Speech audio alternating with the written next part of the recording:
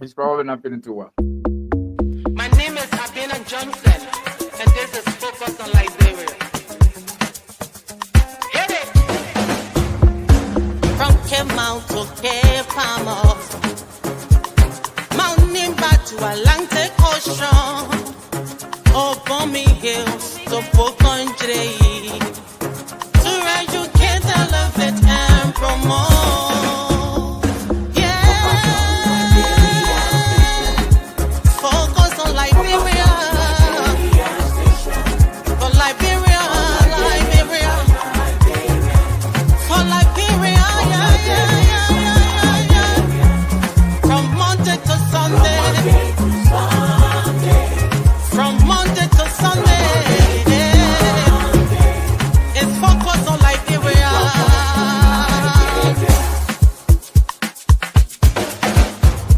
Talk about home affairs, in diaspora, current affairs, reliable information, history, talking about culture,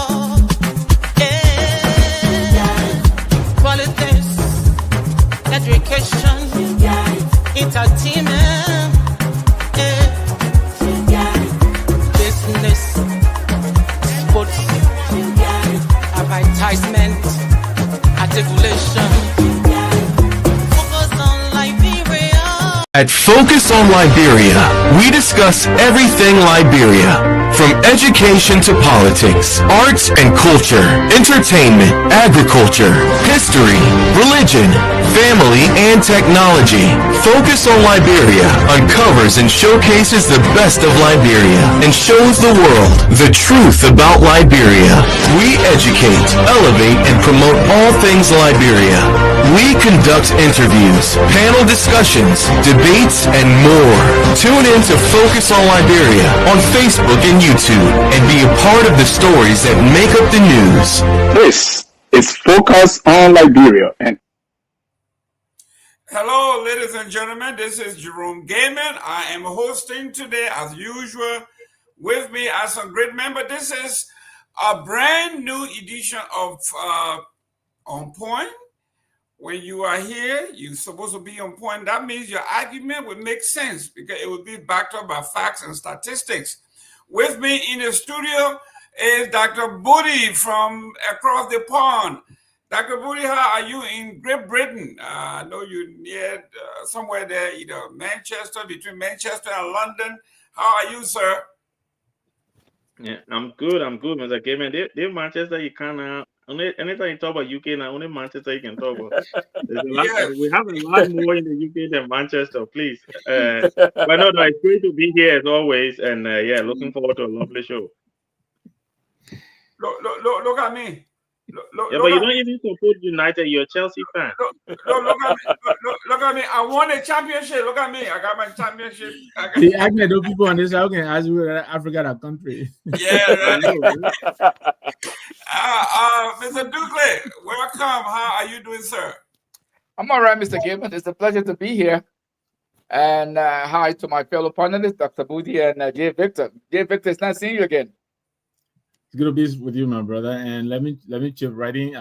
Welcome to you all. Happy Mother's Day to your families. Happy Mother's Day to our audience. And happy Mother's Day to my darling wife. Even though we're fighting right now, last night she called me a native guy who was not born in the hospital.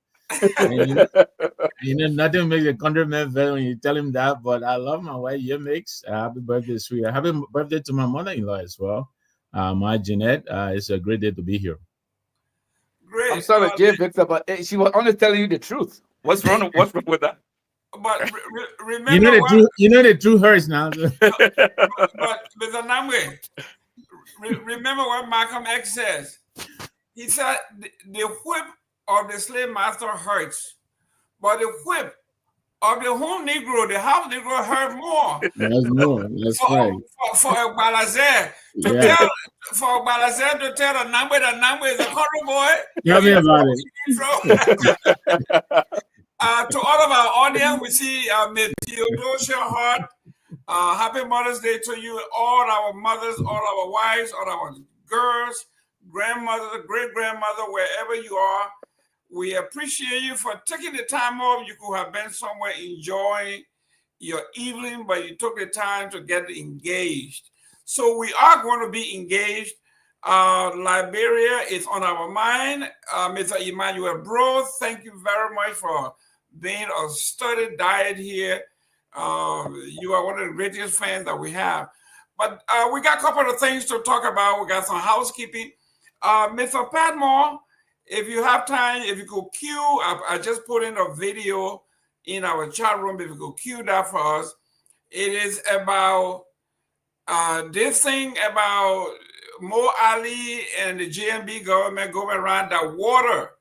They are providing water in Vanjima, in Bapulu, all over the place. Only to be today, this week, for the folks to make a video that the project was a complete failure. They turned the faucet on now, no water coming out. What happened to that project? What happened to that big press conference they had? We will show you the video for you to see how our people are being scammed. Hopefully Mo Ali can appear on our show or an honor show to defend that foolishness that's going on. On topic today, on the agenda we have here, Doctors of Death, Liberia medical system in a free fall. We are going to talk about people going around calling themselves doctors. Not only are they prescribing medication, but they had audacity to be performing surgeries. Surgeries. Can you imagine? We're not talking about when I was a young man. We have people we used to call doctors, but we found out later on they were not doctors. They would go from village to village and circumcising boys, and we call them doctors. These guys have taken it to another level. They are actually opening the hemothoracic. They are going into your chest, into your lower abdomen, taking kidneys, doing things. And they call themselves doctor, and people are dying. People have died. And how does a fake doctor make it to the top of the Liberian Medical Association to become president and chief resident? How is this possible in this modern day?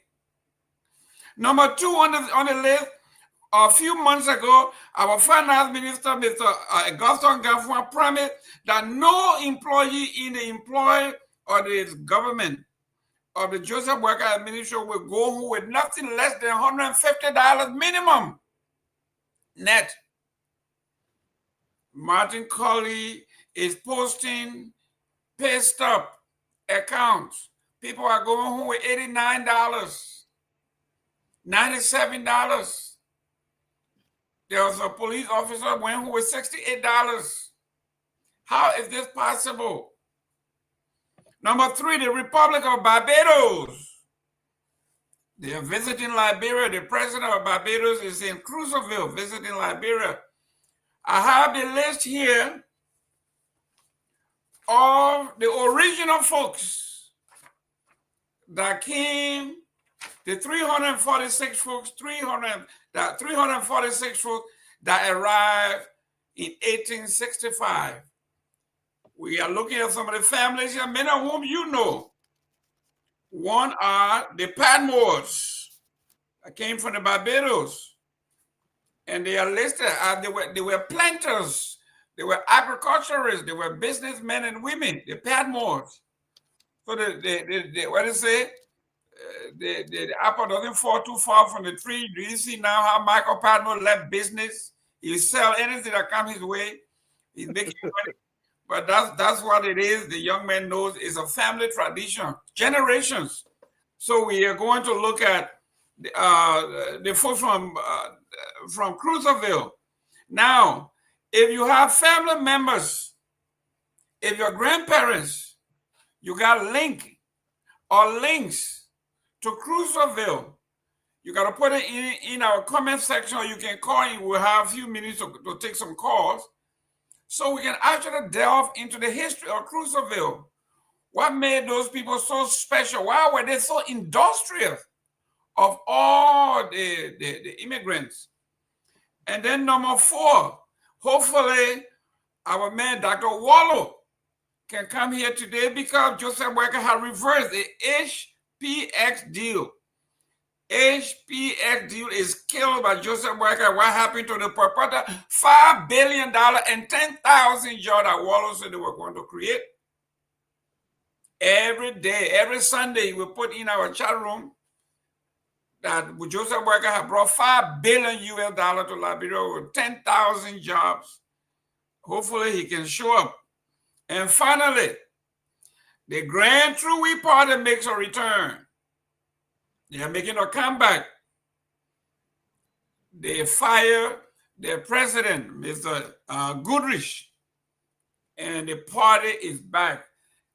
Are they vibrant? Are they viable? Can we see the old days of the Grand True Whig Party? Is it possible for the True Whig Party to come back and possibly take leadership in Liberia? Let's get going. Let me start with our political analyst here. Okay, let's go to the water tower that was built, $270,000 water station that was built by Mo Ali. Then let's listen, guys. If we can give it some volume. Time. And yeah, but the blue water, but yeah. Just to tell you that the area is not functioning. As you heard, there's the area and the place locked, and there's a facility as you can see here. It is not being used for the past time. And yeah, but the blue water, but up to now we're not only cleaning the water system. Okay. The water not coming. It's not coming on time. And all the community they're crying. And they made our head, the rest our head. You make it be my own water, all the water, all the body. They just collect money they eat, and the lack of the not water, not nowhere. Imagine daybreak, you see people can be in a land, no water coming. Every day can't support them, they can't. So you mean since the people dedicated the facility, it's just very difficult for you to difficult from water.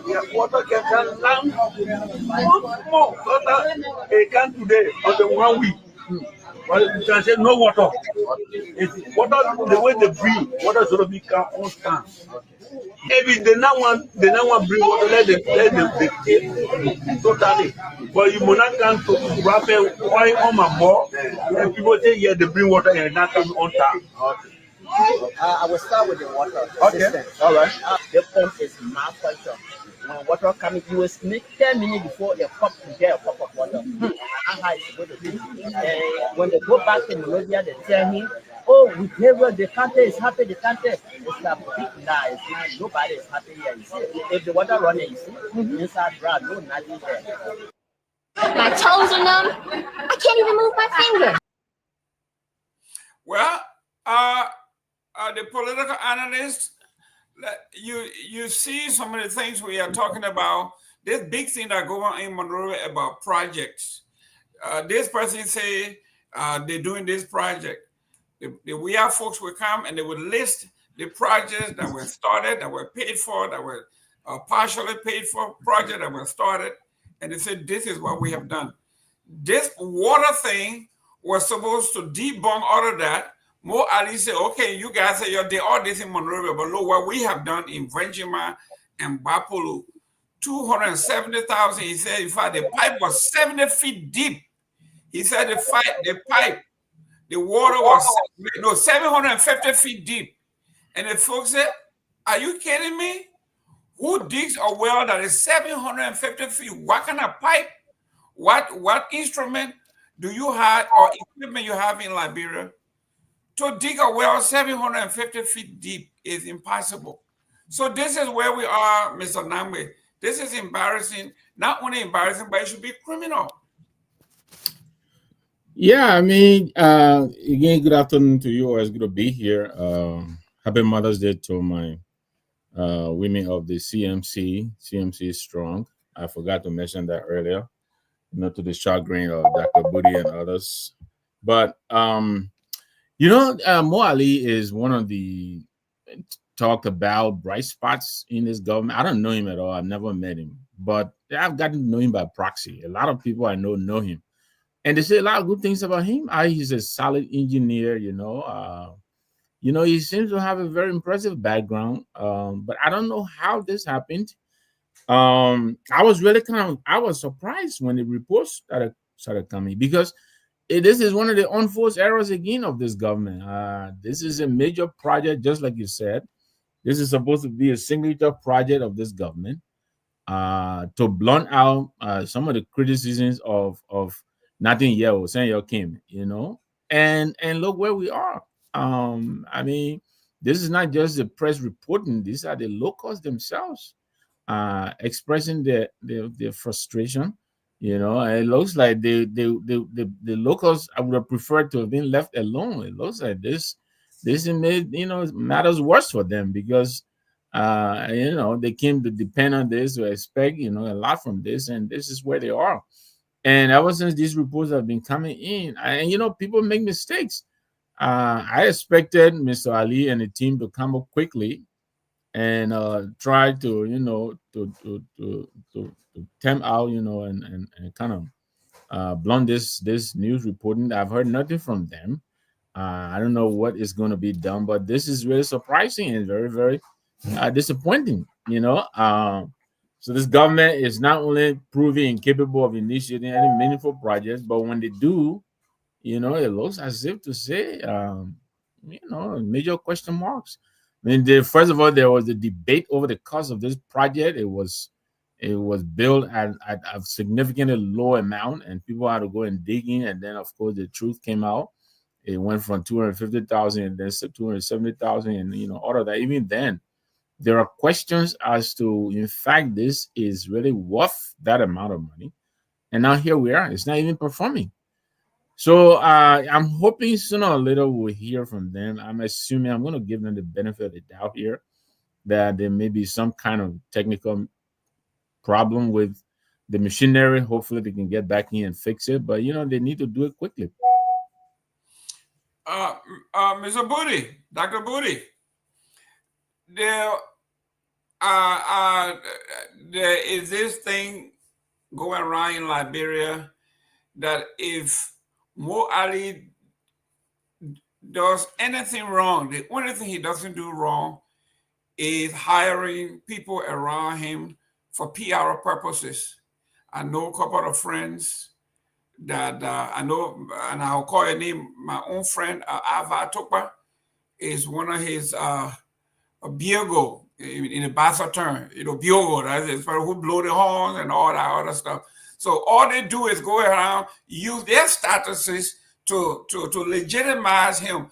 Nobody will tell you where has Mo Ali worked outside of government prior to coming into government. What managerial experience he has? Zero.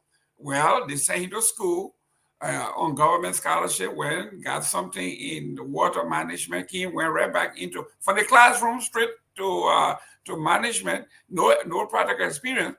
So here we are. The first error was he made a report that the water that he's supplying, he dug 750 feet deep to get that. And there is no machine in Liberia, no machinery. There is nowhere that you will find anybody digging 750 feet deep. You'd be digging for oil. So last week, 2 weeks ago, the folks were talking about investors coming to the country and the image of the country.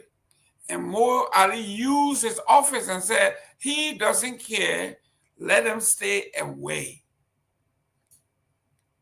We want our speakership. Coon is going to be speaker, whether you like it or not, whatever the Supreme Court says, if the investor don't like it, they can stay away. This was the exact quote from Mr. Mo Ali.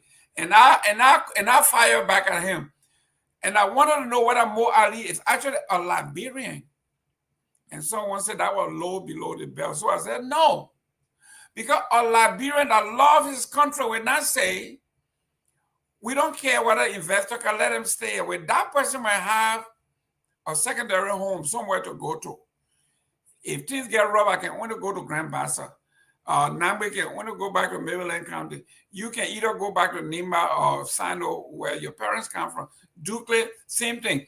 This man, I find out that one of his parents is either from Morocco or somewhere. So yes, he has the right to say they can stay away. He has a default. Dr. Booty, what do you make of somebody who blatantly lie, care less about the people, care less, all he wants is the money?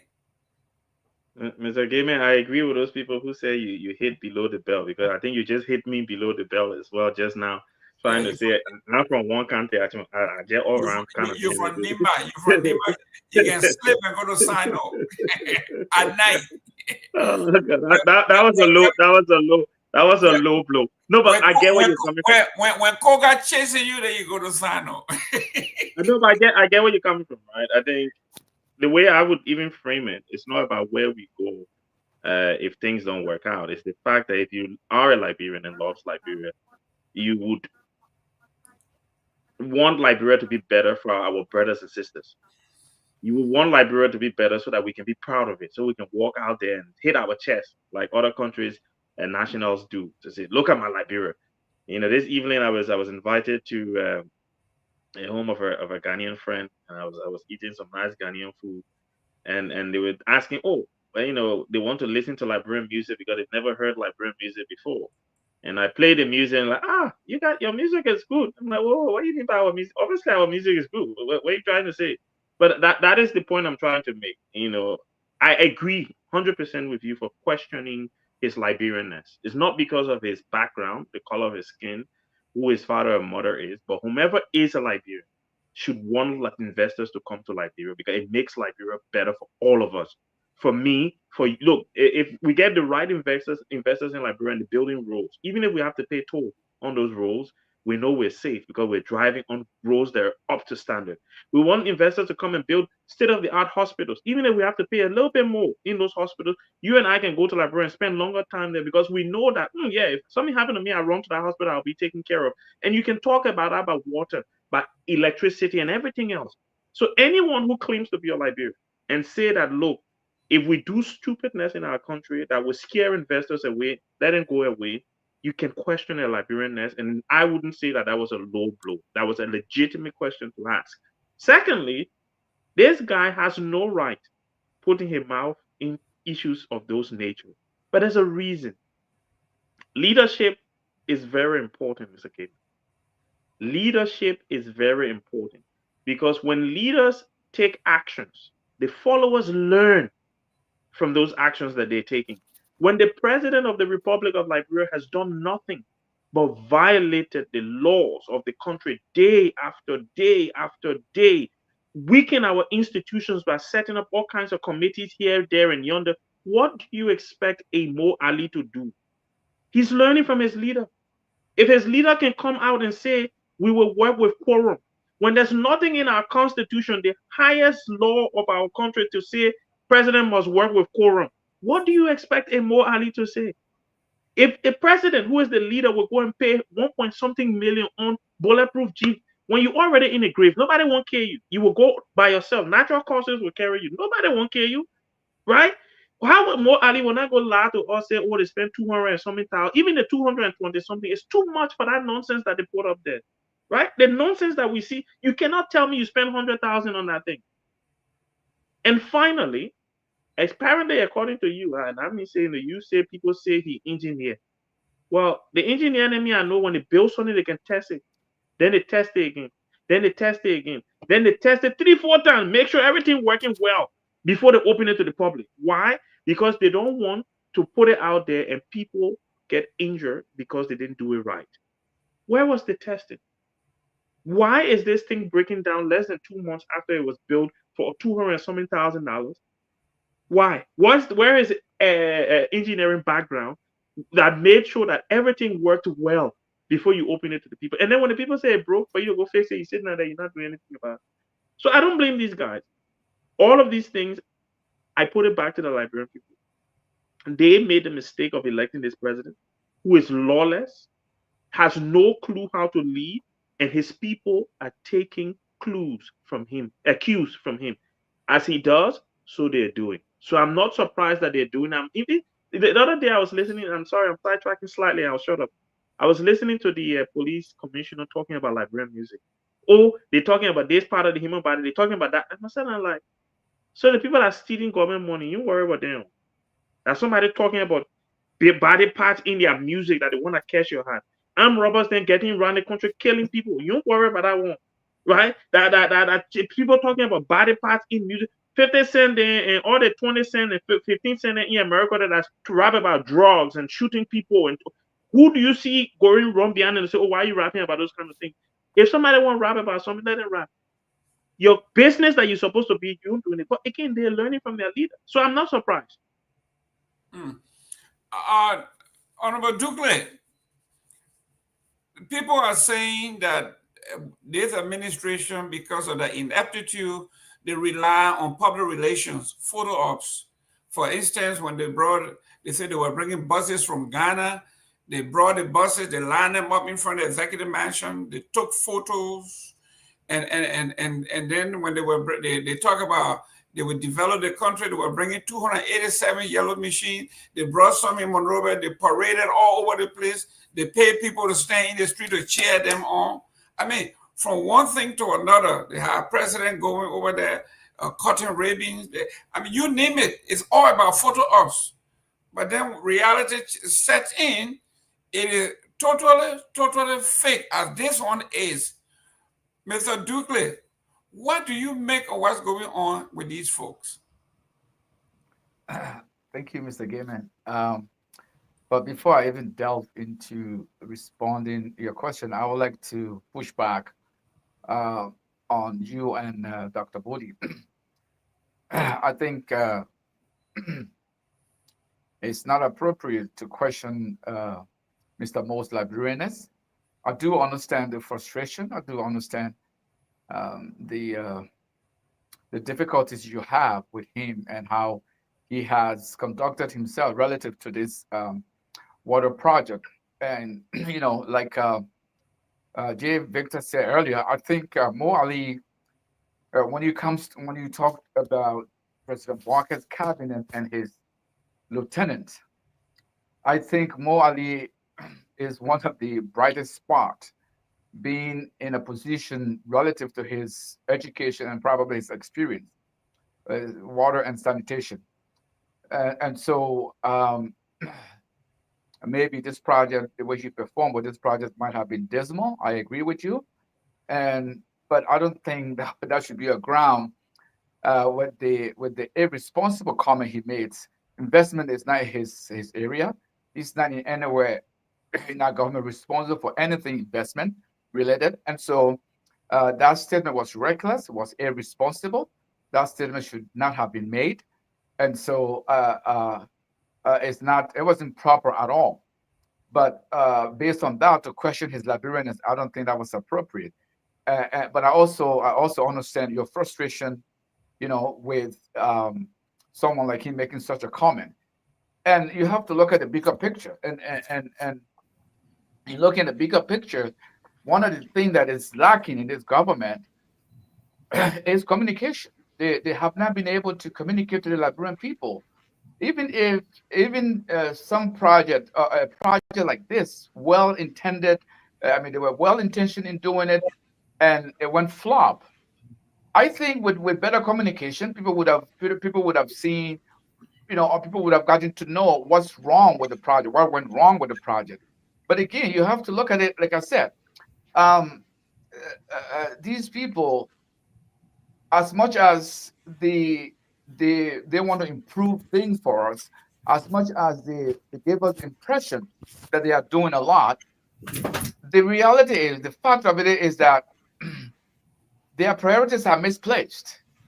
And so because those priorities are misplaced, when these unforced errors occurred, there's no redress. And so Joseph Walker, being inept as he is, he should have been the one to set the tone for everything we are talking about here. But it's almost like every individual cabinet member or every individual manager is responsible for his area, and whatever he or she does, that's it. There's no serious accountability. But if you really track, I've been following this story earlier. If you look at the track history of this water project, it is just one error after another, one error after another, and yet we didn't hear much of it until it got to this point. And that was when people started, questioning the cost of this project, what really went wrong. You see, because of so many failures, because of so many things that have gone wrong, they actually started talking about this project before it was actually realized. And that's one of the things that's wrong with their communication methods, the way they communicate these things. And again, they were hoping that this project would have been one of the brightest spots, haven't gone through all the charade of negative stories since Joseph Walker came to power. So this is not any different in that aspect. It is just the same thing we are seeing, and it's not going to change anytime soon. Their inability to be effective when they communicate, and also the way the projects are. I mean, listen, I think we are actually going to 40 years since the top went off completely in Liberia, and since we've had the cessation of violence, with all the money that have poured into Liberia, beginning with the LEC rehabilitation, the water and sewer rehabilitation, their priorities are not properly in place. Otherwise, we are in 2025 and we're still talking about some part of Liberia don't have a pipe-borne water. It's ridiculous. But I mean, this is Liberia. And unfortunately, Mr. Gayman, people have come to realize, they have come to normalize this mediocre way of doing things as the proper way of doing things. And so anyone who tells them otherwise, you are deemed to be enemy of the state, or they will find a name to call you. So this is the unfortunate part of our story, Mr. Gayman. Wow. Well, when sometimes you want to push back, but we are pressed with time. When I hear people say he is one of the brightest spots, and then if the bright spot perform this dismally, right?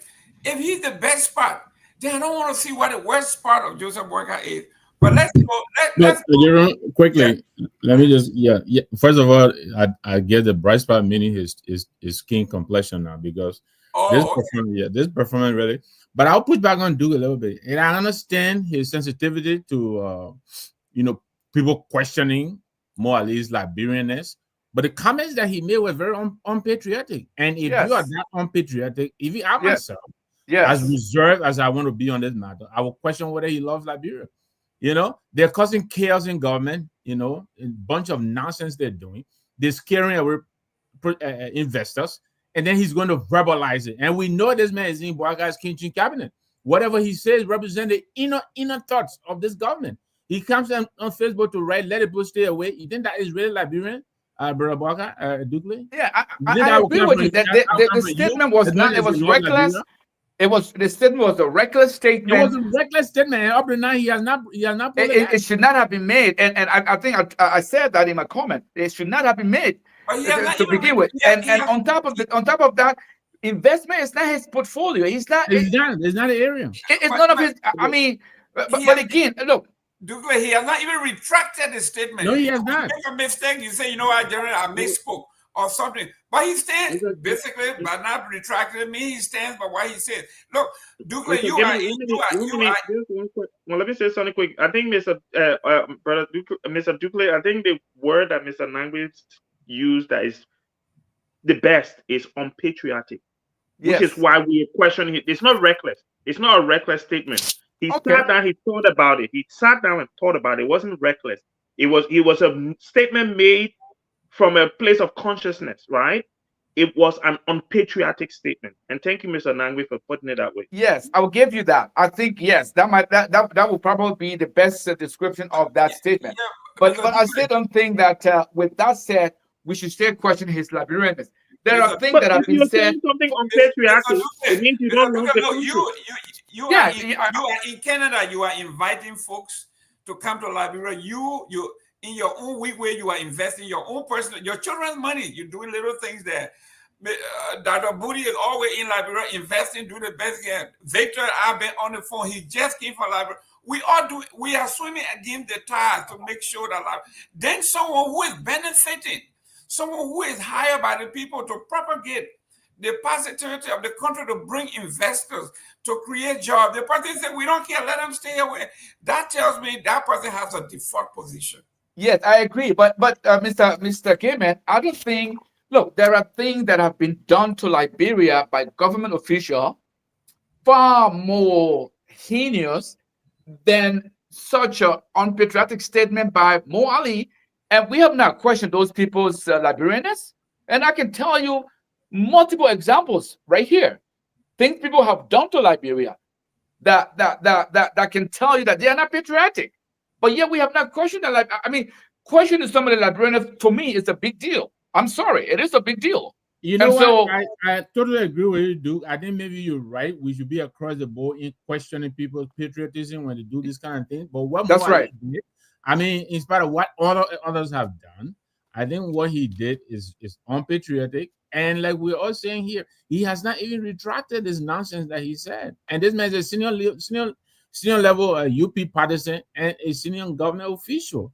How could he have gone on Facebook to make this kind of statement? And he still has not retract this statement. So I agree with you. He's unpatriotic. Whoever made any comment in this man, they are also unpatriotic. I think that's the point you're making. I agree with you on that. That's right. Ladies and gentlemen, thank you very much for tuning in. This is another edition of On Point.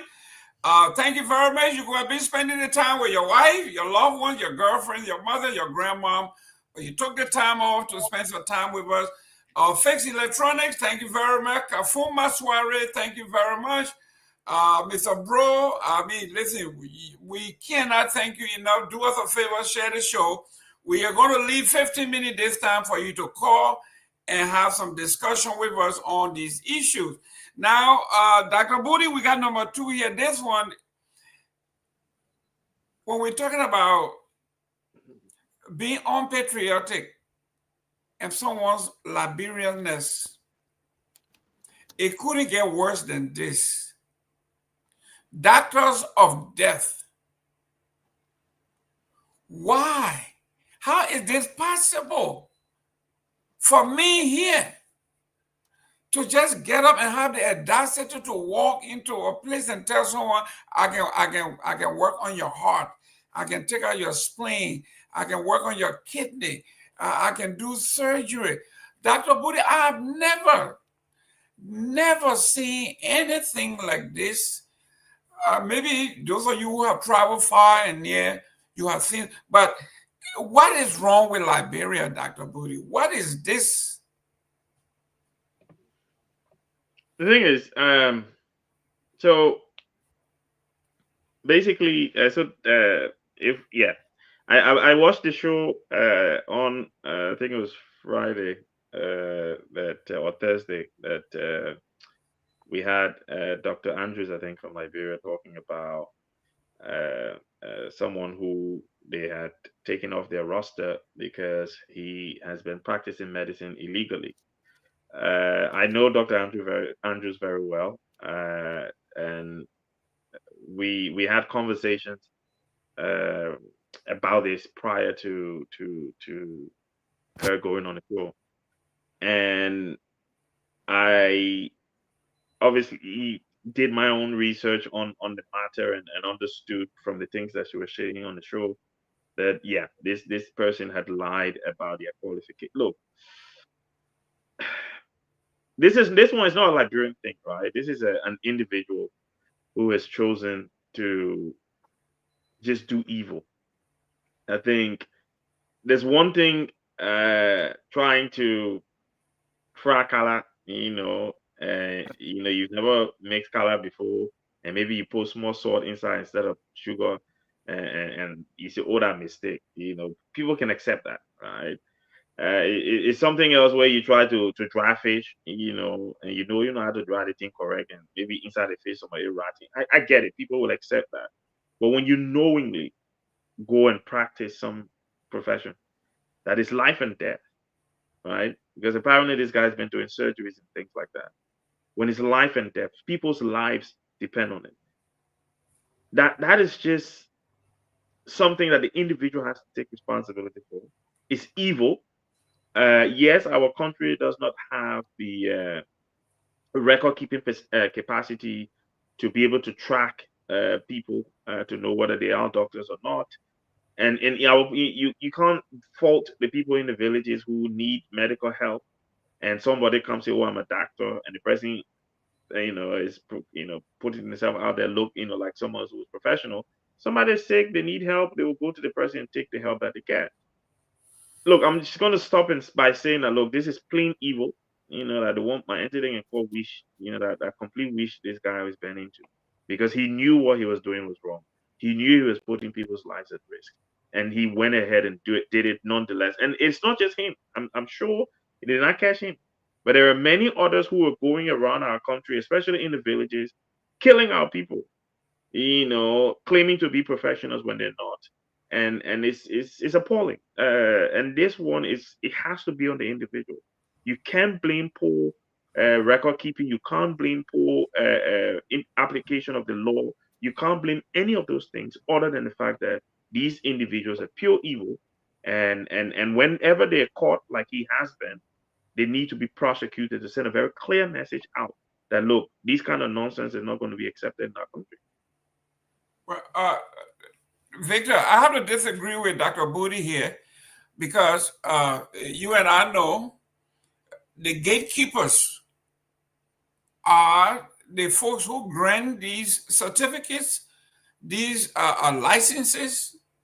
How you say it's on the person, Victor? If I came to New Jersey and I say I'm a PATH trained or trained conductor, and I apply, the Department of Transportation will say, where did you go to school? Where did you do your training? Bring your certification. We'll say for the test, pass the test, and all that stuff. This man, because of his proximity to knowing folks, came in, took dead people's certifications, went and inscribed his name on there, fake everything. When he finally got interviewed, he called schools that don't even exist, schools that don't even have medical department, and it turned out that he was using dead people information. So how can Dr. Booty say it is not a system, it is the wickedness of the people? No, Mr. Nangwe, I beg you, before you come in, let me just address this pushback that Mr. Gamer is coming back here with. I'm not saying that you can't look at the system. We lack capacity in Liberia. We fought a civil war. Everything's been destroyed, right? The systems are not in place. It's not just in the medical sector. It's every sector in our country. We don't have the capacity to have records and verify these things. Now they're trying to put it in place. That's why they're catching these guys out. But if you would go knowing that you don't have the capacity to do a job and claim that you can because there's a loophole, right? You can't say, oh no, let's blame the system for having a loophole. Sorry, Mr. Nambi. You're on mute, Mr. Yeah, I'm sorry. No, I get your point, Dr. Booty. But I have to really I have to join those who are saying they're really that the Liberian Medical and Dental Council needs a real thorough relook. There seems to be a very, very serious system failure at this agency. I mean, this is one of the premier professional agencies in Liberia. About the doctors, the dentist. But how is it that the screening process, the credentialing process can be so flawed? it began lately as a drip, but now it's like water gushing. I mean, this kid, Isaiah B. Williams, I believe he was. I was just looking him up, 21 years old kid, getting ready to leave the country to go in a scholarship. He went for a minor procedure. He never came back. There's this lady who I think went for something else at JFK and kidneys, everything shut down. You're talking about Abraham Colley, this doctor at the ABC Clinic in Gardner's. So the examples, they're just too many. They're too many. And one wonders, how much attention is paid by our screeners. What is the process to allow these people to go out and practice?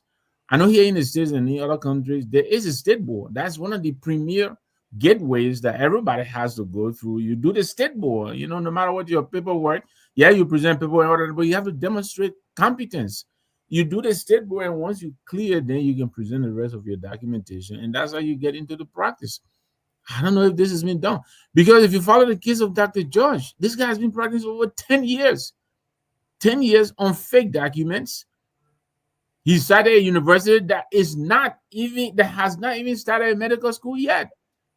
And this guy was a resident. He was the chief medical officer for Vice President Coons Hospital in Ganta.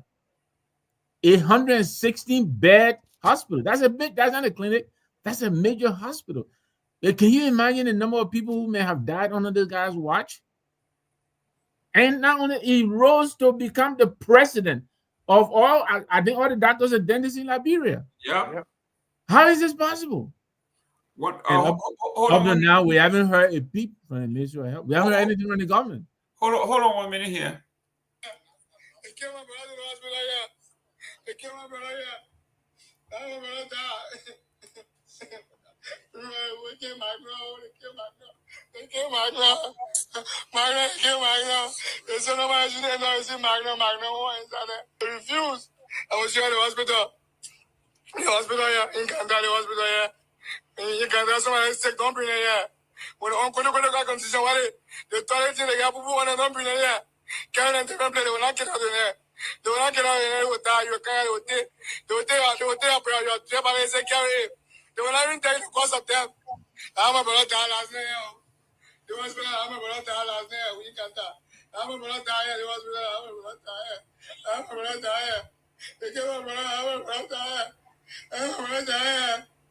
I'm a brother here. I see I'm a brother here. I'm just sparing you. That's that food there. This is a sad story. A young man, sick, went to the hospital for high fever and stuff like that. Okay, you just went in there, depending that when you are sick and you go to a medical facility and these people call themselves doctors, the least you expect is something, your vital signs to be restored, to be stabilized, to do. I did, when I came, the first job I did here was EMT, medical technician, okay, emergency medical technician on the ambulance. While I was going to college, that's what I was doing, working with the fire department. And the vital sign and triage, to do triage. Okay, when you get to the hospital, who is in dire strait that needs to go first, you do the triage. And you do that by taking the vital sign. If the person come in there with a bullet hole in his chest and he's sucking air, you know you don't have to do anything, but this person will bleed to death. You know exactly what to do. Yeah. But to sit there and the young people are dying. This colleague guy you talk about, this man, they say he used to work in the surgical room, and he would clean up and observe the people. When the doctor left, the man started doing this. He thought he could do the same thing. Yeah. Just by observing, he said, man, this man just opened this man's stomach and took his kidney. I can do that too. Killing people. And the point I was making before I passed it on, Jerome, I think this is more, this is just the little drip that comes from under the hood. But I'm sure there are a lot of, because we have heard so many stories of people being taken to the hospital. Some of the people are diabetic. The first thing they do is to hang a drip on them without even doing any medical history, and some of these people have gone into crisis and died just from the single drip, by pumping more sugar water in them. So these kind of practices have been around for a while, but this is really becoming concerning now. And I think the council, they really need a relook. I mean, true, this case came to light through their own, evaluation of their credentialing process. But I think they need, now that these are coming out, I think they need to really, really give some very serious attention to this and make sure, they conduct the screening and conduct the screening regularly. You're talking about, before, your training. When I was here, one of the places I worked, I required to have CPR. If you didn't have the CPR certification, they'll send you home, And there was somebody who was always checking. They put us on the board. They know when yours will expire. By the time yours expired, you should be ready to renew. Just a CPR. If you don't have that, you're going home until you can go and do this. So how do we do? It should be a very simple thing. I don't know how, but hopefully our people will wake up. But any life lost because of carelessness or negligence, I think is one life too many. And there'll be nobody there who will make you whole. Now they hear where you sue, you get a little bit of comfort money. Though you can never replace a human being, but at least you get a little bit of comfort. But over there, it's just a loss. A lose for you. You can't get anything, and you can't get your relative back. Just really sad. Mr. Douglas, let's look at the history of this bad medical thing in Liberia. President Tubman knew how bad the system was. He'd rather take these chances and die in London than go into a hospital in Liberia. Joseph Boakai, same thing. His wife got sick, they moved her out of the country. He got sick, they moved him out of the country. All the government officials get sick, they take them out of the country, they go out of the country.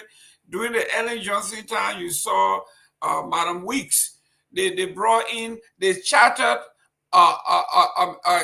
emergency medical plane to come from London to fly to Liberia to take their mother for medical checkup. So these people know that this thing, they have never invested in our medical system. It is not for them. This is where there I go again, Mr. Douglas. Are these people Liberians? Because the medical system there, when you get sick, Douglas, you will be forced to go to the hospital until you can come back to the States. So that's for you. But for those people like the Boycotts of the world, the Ellens of the world, the Weas of the world, the Katumu of the world, when something happens, the helicopter then out of there and leave the poor people there. This is why we are saying, what incentive do they have to improve the medical system for the poor? Mr. Kevin, again, I hate to say this, but I want to strongly disagree with Dr. Budi again. It is a Liberian problem, and I totally disagree with some of the justification when it comes to what he said about the war came in and all that. But with that said, they have zero incentive to improve our healthcare system. They have zero incentive. That's the only way they will remain in business. But I want you to look at the whole picture, okay?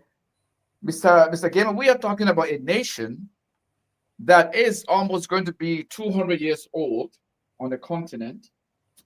And the literacy rate in that country is 48.3%. 48.3% of the population of 5 million is literate. Okay? Now, I said earlier in my previous comment that we have our priorities misplaced. This is one of the areas that we have misplaced our priority. Because, look, we call them here in my province, College of Physicians and Surgeons. This is the regulatory body that register, that set the guidelines in terms of fees and all that. So the LMDC is supposed to be at the height of making sure that whoever is a member of that institution, he or she is thoroughly credentiated as he or she has claimed and verified. Listen, we are living in an age of technology. It doesn't take much nowadays, particularly if an individual claims to have acquired medical degree from a particular, it doesn't require any hard work to figure out. It doesn't take long. Look, If you Google Dr. Fidel Bodi now, they're going to bring up Dr. Bodi's entire biography. He didn't even put it there. They will tell you where he went to school, what degree he has, where he got it from, what year he got it. You can do that on a preliminary level, but this is if you want to do it. So this thing that we have a broken down system, they don't want to do it, because if they do it, they will have less to benefit. And so for that reason, they care about themselves first. Listen, we had Abraham Kamara, who was the cause of death of Madame Vonda. And you have one Sam Woloba, who is actually a physician assistant by training. He does have a physician assistant training. And he was the cause for the death of Samuel Colley. And now you have the head of LMDC, Dr. Peter Matthew George. I mean, how did he rise to be the head of that board without having the appropriate credentials? But again, it speaks to the larger problem we have in our country, where these regulatory bodies are usually, it's like a clique. You know, if you are part of that clique, you can sail through with no check or balance whatsoever. Okay? I have a friend here who is a very good friend of the late Dr. Gani Gali. I'm sorry if I'm saying that name right, if I mispronounce that name. Dr. Gwani Gali, yeah. Yeah, Gwani Gali, the former Minister of Health. This guy is a Nigerian dentist. He had gone to Liberia, having just graduated from dental school in Nigeria. He went to Liberia. He said to me, Abu, I was shocked how I was able to practice, how easy it was for me to practice without having license to practice in Liberia. I was connected to Dr. Gwani Gali. He called some people. I went to see them. You know, it took him 4 years in Winnipeg, in this very city, 4 years to get the proper accreditation before he started practicing. 4 years. As a matter of fact, he had to do some bridging program where they kind of question some of his academic qualification. So you have to bridge that difference and do all kinds of things before he was granted his license to practice. So, Mr. Gaiman, this is a larger problem we have in our country. It's just that these three people have been found out. There are lots of other people in other sectors that are not properly credentiated, and they are making their way in Liberia. I mean, look, Doug Cooper, who paid $10,000 to get a fake degree from the University of Liberia. The last time I checked, he was still on the job. He was still working. What has done? So, listen, Mr. Gaiman, people have come to normalize this way of doing things as the proper way. Trust me. So, going to Ghana, going to India, they can afford it. So, there's no incentive, because if they improve the system, how do you think they are able to afford to go to India, to go to Ghana, to go to all this? How do you think they're able to afford it? Do you actually think it's from their well-deserved and well-earned money? No. It's the same people money that they have stolen. They have enriched themselves. And so they don't care about Liberia. This is not any less patriotic than somebody making some statement like Mo Ali did. This is not any less in terms of gravity of the problem. These are people's lives. These three people should not have died. I'm sorry. I mean, it's just one too many lives to lost. But again, don't forget, this is not happening in vacuum, Mr. Gaiman. What have they done since this whole Dr. Matthew thing blew up? What happened? What have the government said? What has the LMDC, what have they said? I mean, I don't know if they said that, but I haven't heard it. So it speaks to the larger problem we have. It is a Liberian problem where our leadership have their priorities misplaced. Look, this LMDC is supposed to be one of the first institutions that they need to overhaul it. They need to revamp it so that it can reflect what it should be doing. I'm sorry to say this, but this is the reality of Liberia. I mean, if your health, what else there is besides human health? You know? But again, The people, you know, like you and I, when we're growing up, we used to call them what? Black bear doctor. You know, some of these people were nurses or nurses assistant who used to go in the villages. They gave injections. They do all kind of things. They were not regulated. So I hope with these terrible instances we have had, somebody will think about the gravity of this matter and do something about it. Because I mean, we can't continue going on like this. We can't. Well, Mr. Gibbon, let me just say something quickly, right? I've just done some quick go ahead. research. Yeah, I've just done some quick research now on my phone, right? And doctors practicing with fake credentials is happening in the United States of America. They have way better systems than we do. Way better systems than we do. So the point I'm trying to make is the system that we have is not capable of regulating the kind of regulation you're talking about, like your black belt doctors then are not being regulated, not because people don't want to regulate them. There is not the capacity. The LMC or LM, whatever you call it, don't have the capacity to send people in the villages to go and verify the credentials of all these people. You can walk right now, Mr. To go into the library, go somewhere in Grand Bassa County and tell the person, oh, a doctor, they post sick, they will let you treat them. Right? So my point is that the individuals has to be held accountable as well. I'm not saying that the Library Medical Association, whatever they call them, should not be held accountable because, again, there's something that they can do, that whatever it is. But at the end of the day, do they have the financial support from the government? Do they have the capacity in terms of computerized system to document all of these things? Do they do regular checkups to make sure every doctor in every hospital, because there's no point to name in Morville, and then you leave the hospitals in Maryland County, you don't go and do assessment. Can they travel to Maryland regularly? Do they have the financial support and the resources there in terms of manpower to go there and regularly check on these things? No. Even in America, where they have all of the systems and money, it's happening there. Yeah, but and I think even here, it does happen, but it's fewer and they are far in between. And 99.9% of the time, they do get caught.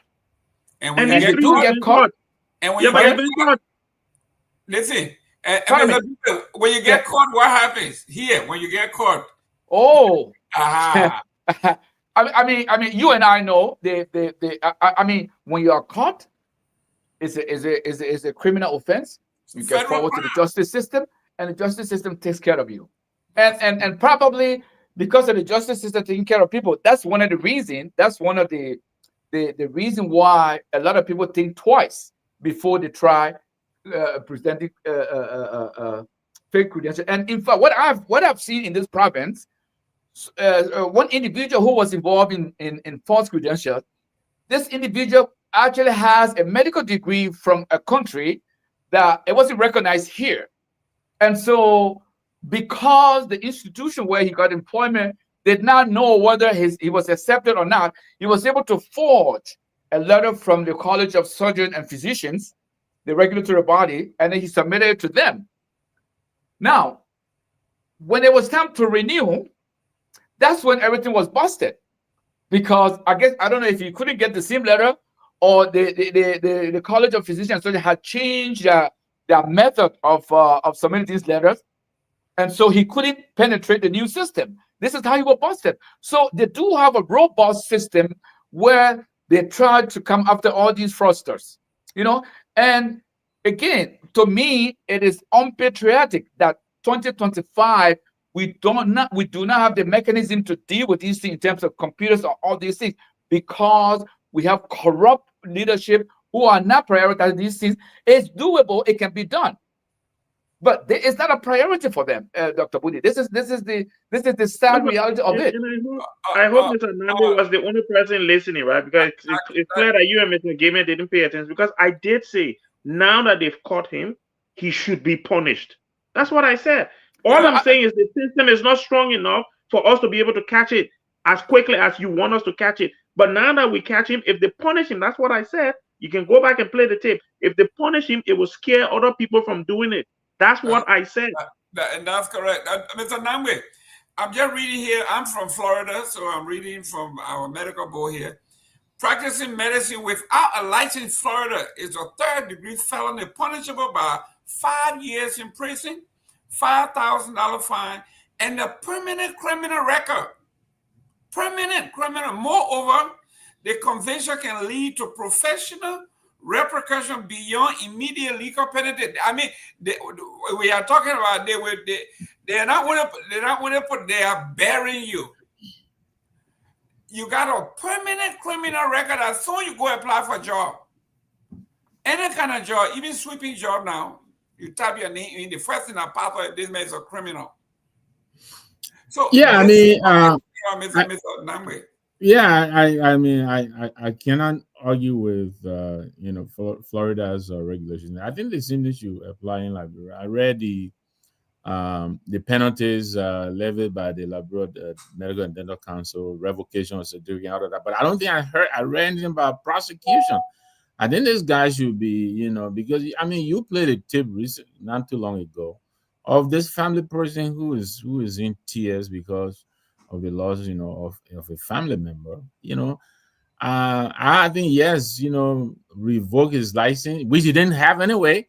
So yeah, but I think that this person should be made to yeah. I think this person should serve some jail time because this is criminal. It is criminal because it is intentional. I mean, yeah, I read in one of the areas where he said he mentioned the hospital in the UK. He may have typed it mistakenly when he was writing it. You know, this is intentional, well calculated, premeditated, designed to you know, criminalize the medical community in Liberia. You know, and this guy, he was a medical director at a hospital. He touched many lives, you know, and never mind, you know, the other allegations from Henry Costa and others about, you know, what was happening at this hospital. But I really think, yeah, the medical council, I understand Dr. Booty's concern, you know, they may not have the resources to do their job. But I'm not going to accept that as an excuse. This is a professional body. I haven't heard any complaint about lack of, you know, on being under-resourced. And I've just said here, I haven't heard anything from the Ministry of Health. You know, in all of this, I think they're part of this too. You know, it has to be a total effort. So like Jerome is saying, to serve as a deterrent. So that tomorrow, anybody who is contemplating the thing will know that the whole world is coming to come crashing down on them. I don't see that happening in this instance. So yeah, you know, Mr. George, whatever he is, he may pack his bag and go next door to Sierra Leone. If they're as Liberia, he might begin to practice there again. Or hopefully they are stronger than us in their regulation. But this guy really, I think he should face some criminal charges. Yep. Ladies and gentlemen, thank you very much for watching this show. To my own bigger sister, Majida Gia, happy Mother's Day to you. These when you see us here today, it's a village thing. People that raised us, that pushed us. Majida Gia was my all in all in New Jersey during our lost years. She was the one that was beating us to go to school. You are not supposed to be in the street 7 days a week, just partying. This place, you came from Boston, you even stay in Monrovia. You come to New Jersey, and you're running wild animals. If these people did not treat us, raise us as village people, where everybody had a part to play, some of us wouldn't be anything. So, Majida Gia, I gotta give you your cake and your flowers while you are alive. Thank you very much. And to all of our mothers out there, thank you very much for being a great mother, grandmothers, and those who soon be. Happy Mother's Day to you. Let's go to something that is a little good news here. If you listen to what's happening in Liberia constantly, you will have to seek mental health. You got to some help because there is nothing good coming out of the country besides photo ops and propaganda. So today, Dr. Booty, we have a guest, the president from the Republic of the Barbados. I know it's a parliamentary system. The position is ceremonial. It carries basically no weight. Cannot bind anybody to anything. Cannot make promises. Cannot consummate contract. But at least she's tracing over 100 years ago, in 1865, group of folks, a lot of them migrated to Liberia and landed in a place called Crusville, Montserrat. They are now tracing their steps. And there were 346 folks that came from the Barbados that migrated to Liberia and made Crusville their home. Some primitive folks. You are a Monrovia boy before you went to Ganta. Thank God you came back with your kidney. Just a joke. Talk to me about Crusville. What do you know about Crusville? Because we're going to read some of the names. And I'm asking Mr. Padmore if he has time, if he got 1 minute to come on here, because this is the original roster of the 346 folks. And the Padmores were very prominent on here. They were all planters. They were agriculturists, business folks, the Padmores. And the Ports or the Bagleys. I mean, you name it from that little place. Great folks from Crusville. Talk to me about Crusville while we're going to the history.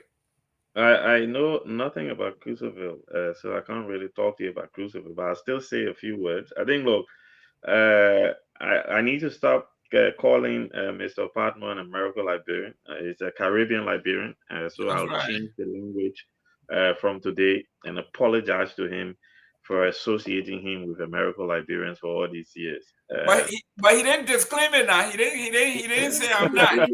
He tried to. The man has been reveling. He's been taking pride in that, Dr. But he don't even.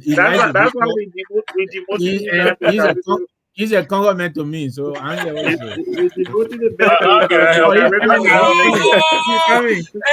listen, the people say the gloves is off, the mask is off. He's ready. This man's ready to fight. Dr.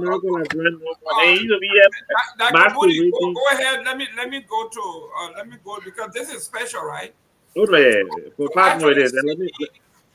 great grandson of an original. So we're going to learn a lot about Crusville today.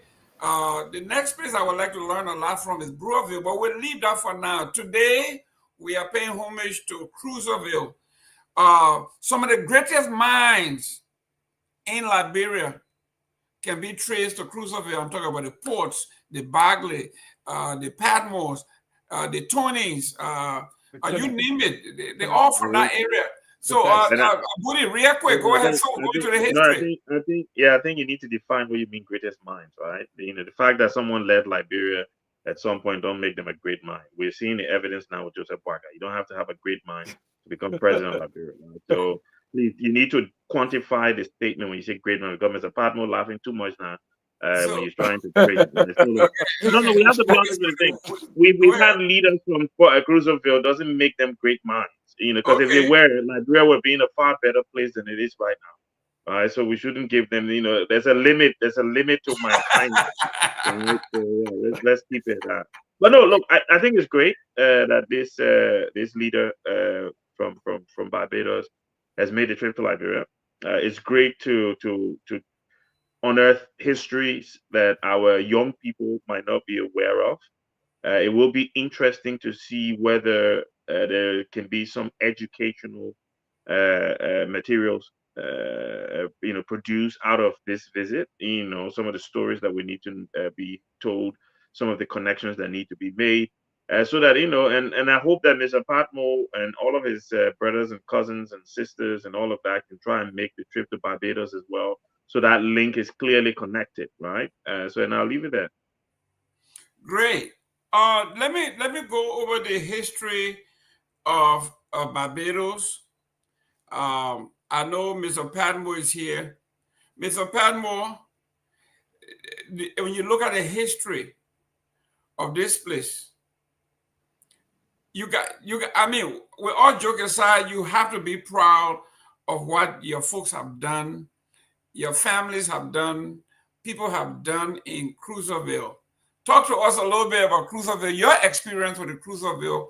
What I'm talking about, not your own personal experience. Your great grandparents came through that, and what is it that is so special about Crusville and some of the families out of Crusville?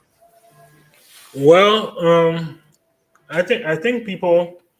The first thing you have to realize is that so these people traveled right from one continent to another, and they were given a piece of land, virgin land. You know, it was not attached to the sea. You know, it wasn't this beautiful land like Cape Mount. You say, oh, they're getting Rawa Sport. Look at the beautiful lake. You know, and they have this and they have that. No, it was a swath of land on what we call now Upper Montserrat. And they were tasked with, you know, the responsibility of making that land productive. They were of making that land home. And so they set up to that task of making that land home. And no matter where they traveled, everybody didn't stay there. Some people intermarried, they left, but they always consider that home. There's a lot of arguments concerning land right in Liberia. Crusville is one of those places where the president of the Republic of Liberia, on behalf of the people of the Republic of Liberia, signed and said they lay here for you. Nobody can take it from you. They lay here for you to make do with whatever you can. And so a lot of people that came on the coral brig were industrialists. Okay, they were farmers, they were blacksmiths, they were business people, and so they came to the task, you know, and they changed a lot of lives. And in a short period of time, people noticed, you know, how talented they were. People noticed what they had to offer. And they were invited that way into the Monrovia fold, what I like to call the Monrovia fold. Because, you know, the Monrovia fold, they were all locked in. You know, they had their own thing going on. And so that's how they were invited into the Monrovia fold. It's been many years, but we still consider Crusville home. We still consider Crusville the land that was given to us that nobody can take from us.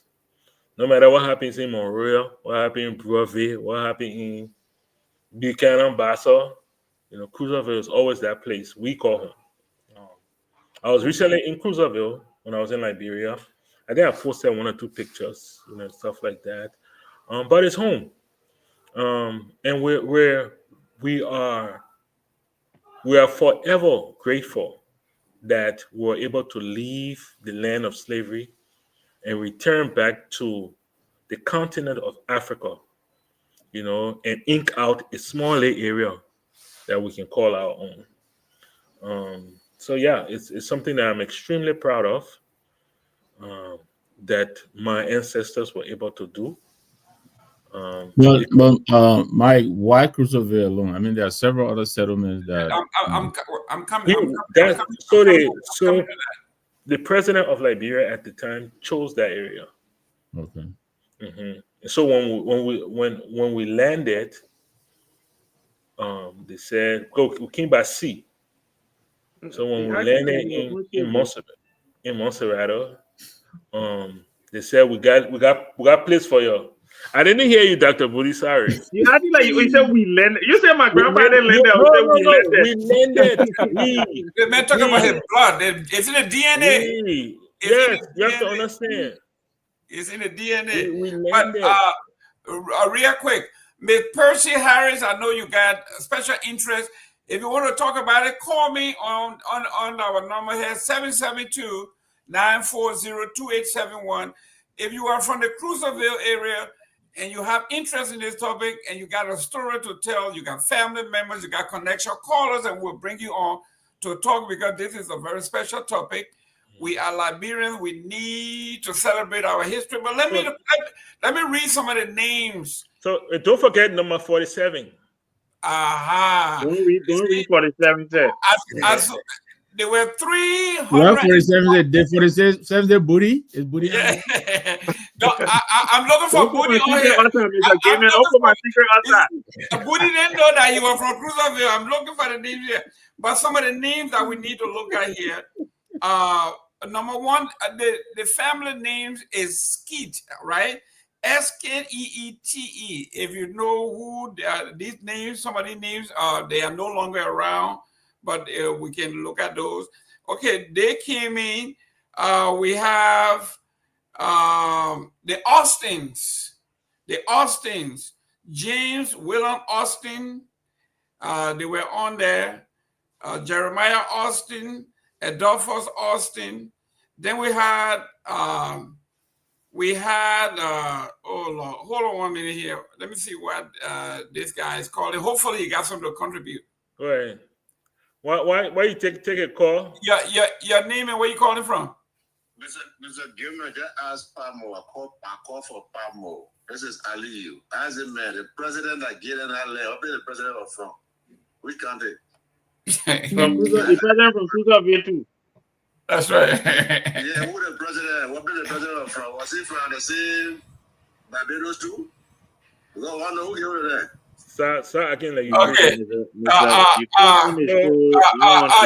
Listen. You can't, my man. You can't waste our time. You can't put waste our time. And you who walk from 7 Leon want to talk about Liberia? Don't tell me about Liberia. Can you imagine? And I get paper.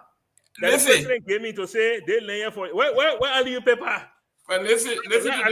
Look, let me say, okay, I'm sure I'm not sure about Dr. Booty, but you guys remember growing up in Liberia, Louis Wiles used to be on. Louis Wiles is the Wiles family are from Crusville. The name is right here.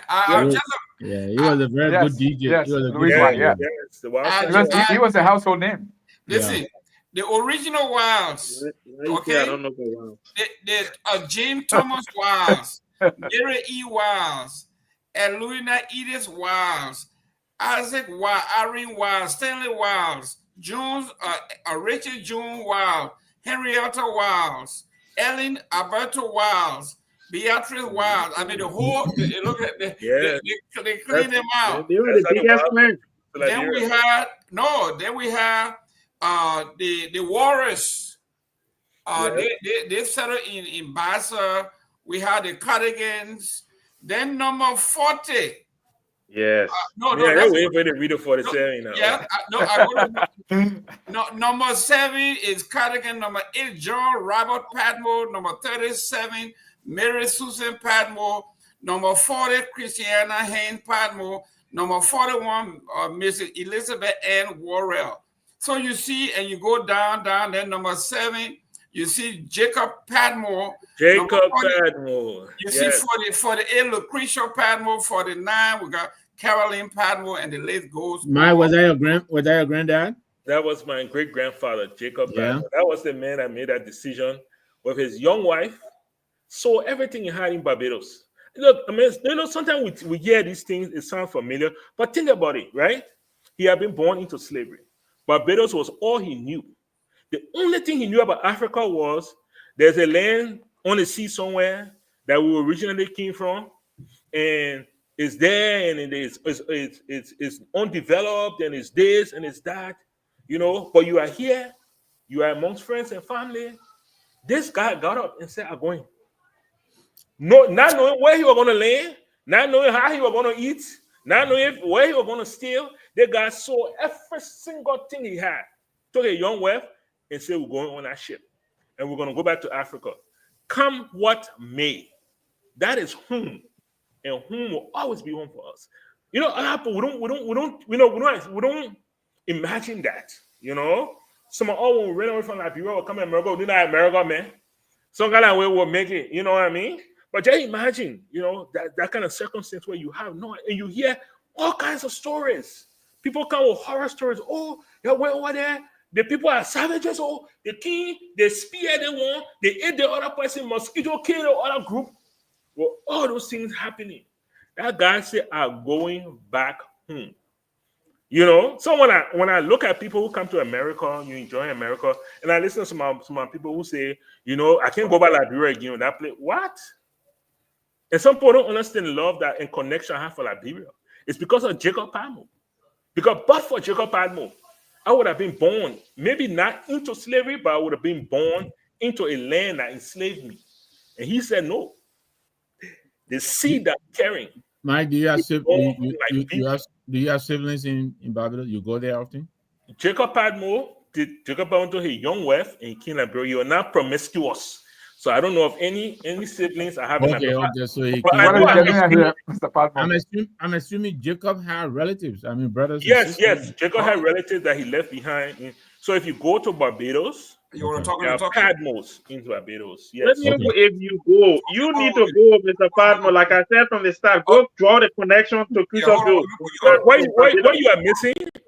Guys. Last year. Hey, guys, I got a call here. Somebody want to make contribution. There's Crusville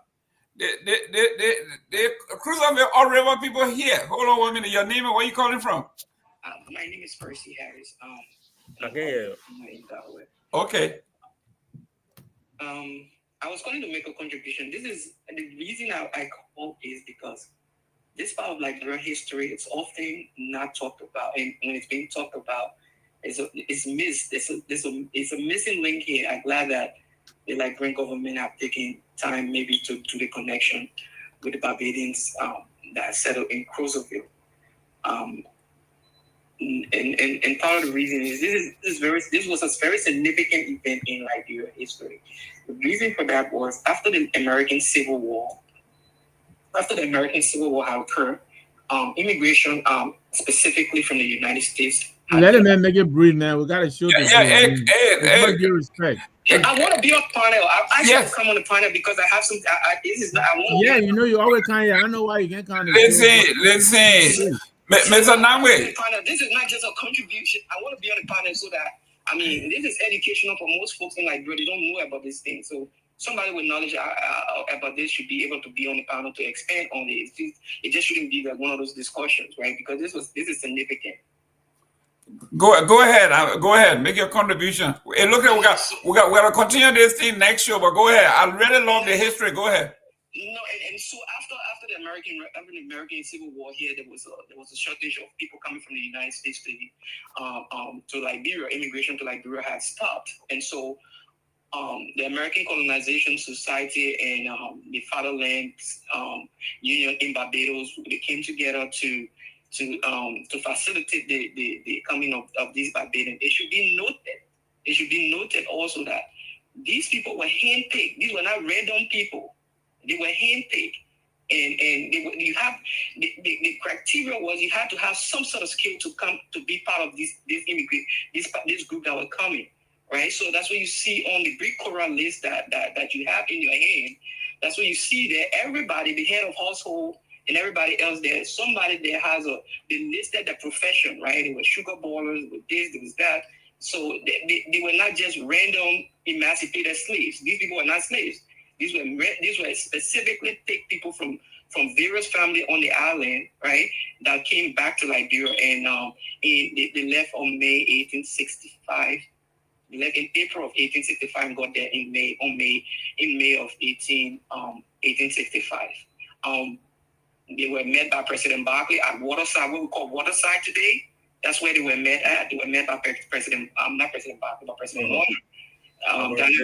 They were met by President Warner, and a few of them.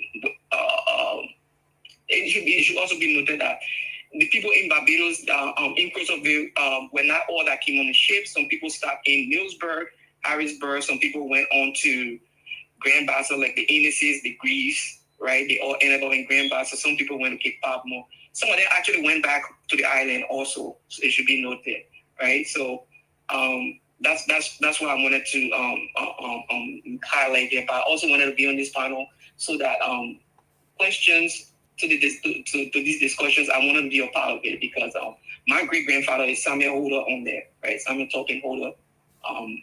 That's my great grandfather.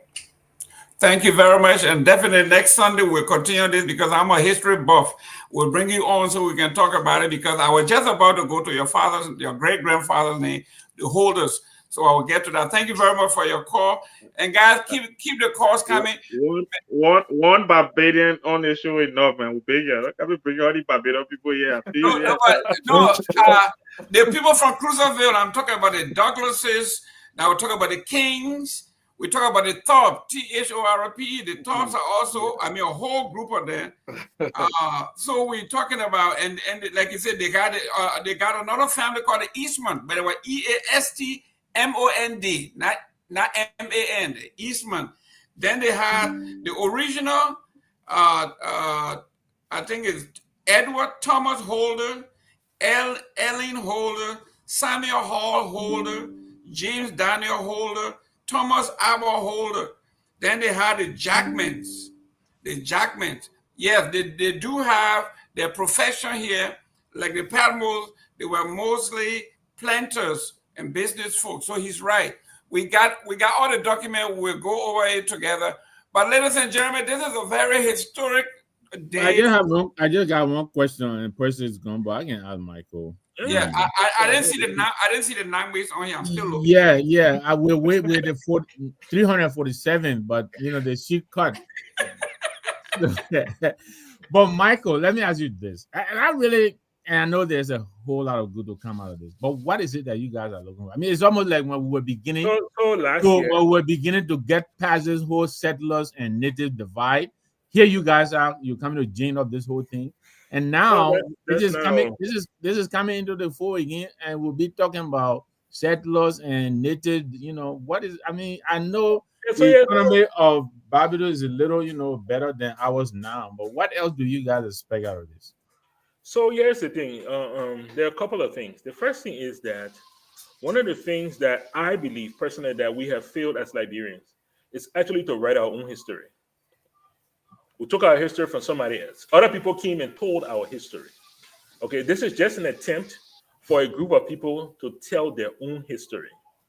Not for somebody else to come and tell it for them. And that is the whole idea. And this should not stop with the people from Barbados. It should continue with the Duklets. Where did they come from? When did they settle in Liberia? What were their contributions when they settled? The same thing with the Nangwes and the Buddhists. We want to know, because that way we can write our history, and we'll not just write about the challenges, but we'll write about the triumphs. And because our children, all they hear you just said it, when they talk about the Congo native, it's just all negative. So we ain't got nothing good in our history to talk about. We ain't got nothing good that we can teach our children and say, look, there was a female king that resided in what is known today as Middle Liberia. Her name was Swakoko. And she sat amongst, if she didn't tower over them, she sat amongst, some of the greatest chiefs. So when you tell those kind of stories, then when people like Kogan come on and say, when the men come outside, the women are not going inside, somebody will say, no, that's not our history there. But because we haven't been able to tell our own history, we have allowed other people to tell it for us. And so what those people have done, they twisted it a little bit just to fit the political agenda. And we need to stop that. And so all we're trying to do is to tell our own story. Last year, a large group of people of Barbadian descent went to Barbados, even including Madam Sirleaf was on that trip. And many other government officials were on that trip. We made that happen. We went there. We visited the parish. Because the parish, the priest that kept all the records, the death records, the burning record, the christening records, and people were able to trace, and say, oh, my great-grandfather was so and so person. When was he born? In what parish was he born? And so it was a real eye-opening. And so based on that connection, we told them, no, you got to come to Liberia. And this is just a test base. This is just a test base. We want this to happen across Liberia. We want to know where the Gamers are from. When did they cross over? We all know that nobody was originally inhabitant of Liberia. Everybody came at some point. When did you come? Where did you stay? Where did you inhabit? Why did you come? Some people came seeking peace. Some people came seeking opportunity. Some people came fleeing wars. You know, what has been your tradition? We have to find the good, you know, in our existence to teach our children so that they can once more be proud of themselves as Liberians and not just know that, oh, I just from that war to country where whole day the jail corruption. No, that is not our history. It might be our present challenge, but it's not our history.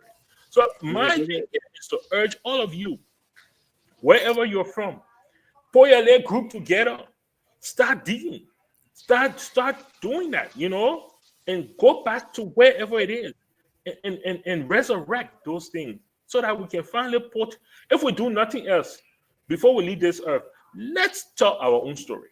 You know, with Darius Banks and all the other people, we wanted our own story. Thank This you. is how it's done. Thank you very much. You make a good point. Yeah, you make a good I point. think, Ladies and gentlemen, I think this is a great topic, and we're going to continue it next week because, listen, the contribution that different families have made, different groups, we and I agree with Mr. Pat. He and I disagree on a lot, but this one, we have to, if we don't tell our stories. Now, look at the Booties, right? They send their son to school, he got PhD. And I'm sitting here. I don't know. My first time seeing or hearing Booty. I don't know where they come from, who they are. All that book he got in between his ear there. You think by now we'll be writing the history of the Booty, the Duclays. Because when I listen to Duclay, I just think all Duclays are the same. Because you know, from the beginning of time, Liberia, we have had some kind of Duclay. Whether Dukley or the Dukley is Dukley as far as we are concerned, but there's a distinction.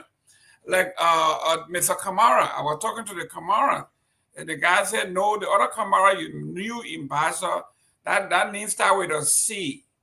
It's different from the one that start with a K. One is from Mali, one is from Guinea or something like that.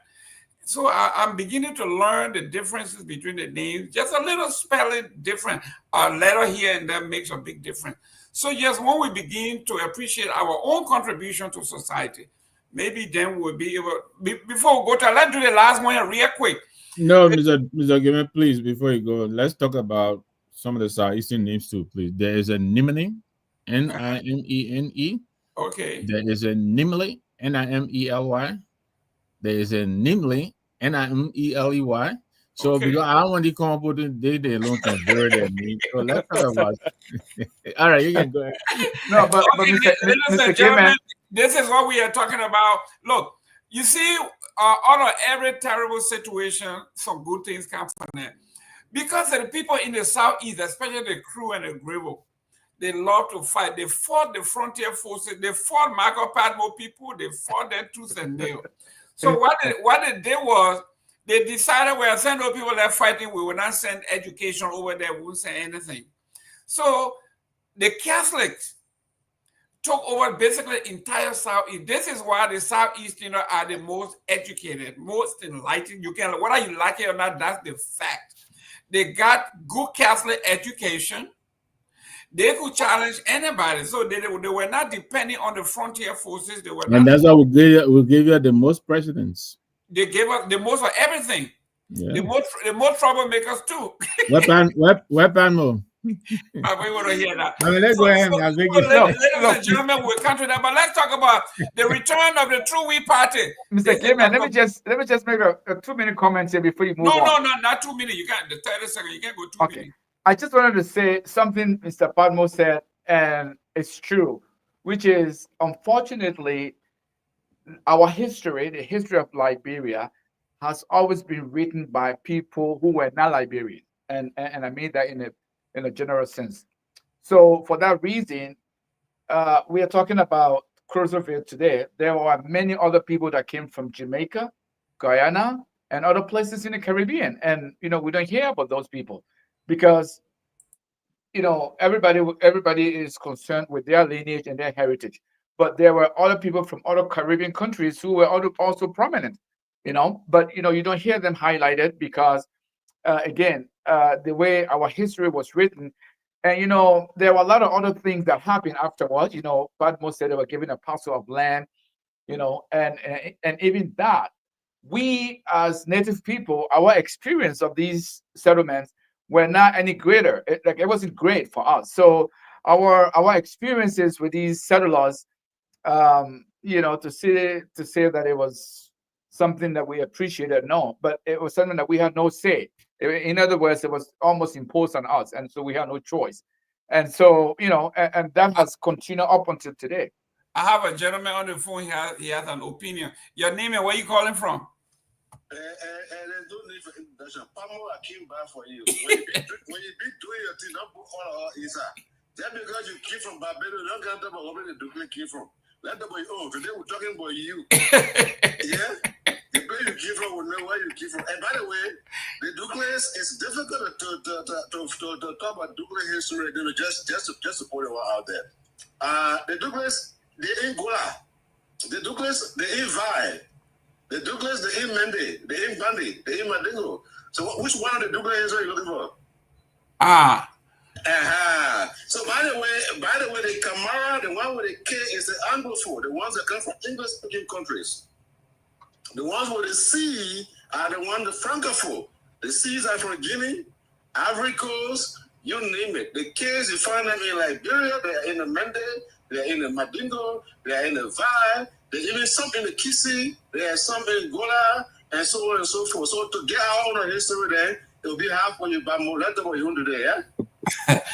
Thank you very much, Mr. Historian. So, ladies and gentlemen, now let's go to the last piece here real quick. The True Whig Party is back. For someone like Dr. Booty, you're too young, you never experienced the True Whig Party, and hopefully Mr. Kamara can call back and Padvo can call back. But Booty will leave you last because you had no idea what the True Whig Party is. Mr. Namwe, the True Whig Party said Liberia was great until the crew people came on the scene. What did you say? The True Whig Party is back. The True Whig Party, and now they're coming back. What do you think about the grand old True Whig Party? Look, right when I think about the True Whig Party, I think about that old uncle who does not even know how to use his cell phone. He doesn't even know what a computer is.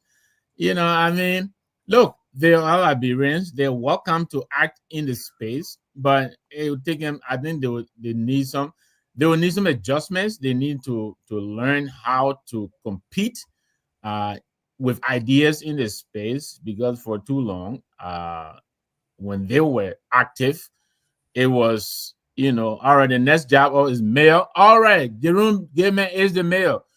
Who says so? Everybody. Who is everybody? What's the matter with Jerome Gayman? All right. And then, who says so? Everybody. Who is everybody? Everybody moves on. But now they're coming in a space where the CMC will step to them. The ANC will step to them. The CDC will step to them. The UP will step, and UPP will step. So they're welcome to act in the space. They're, like I said, they're Liberians. All Liberians are, entitled to come and express, their ideas in the marketplace. The people like your idea, they will buy you. But I welcome back. The TWP. I don't want to go back and relive how these people subjugated us, to the point where you had to change your last name. There's a friend of mine who is Tapla, but his dad had to call him the Tapsin just to be able to work at the ITC bank. He's still in Monrovia. If he's watching today, he understands what I'm saying.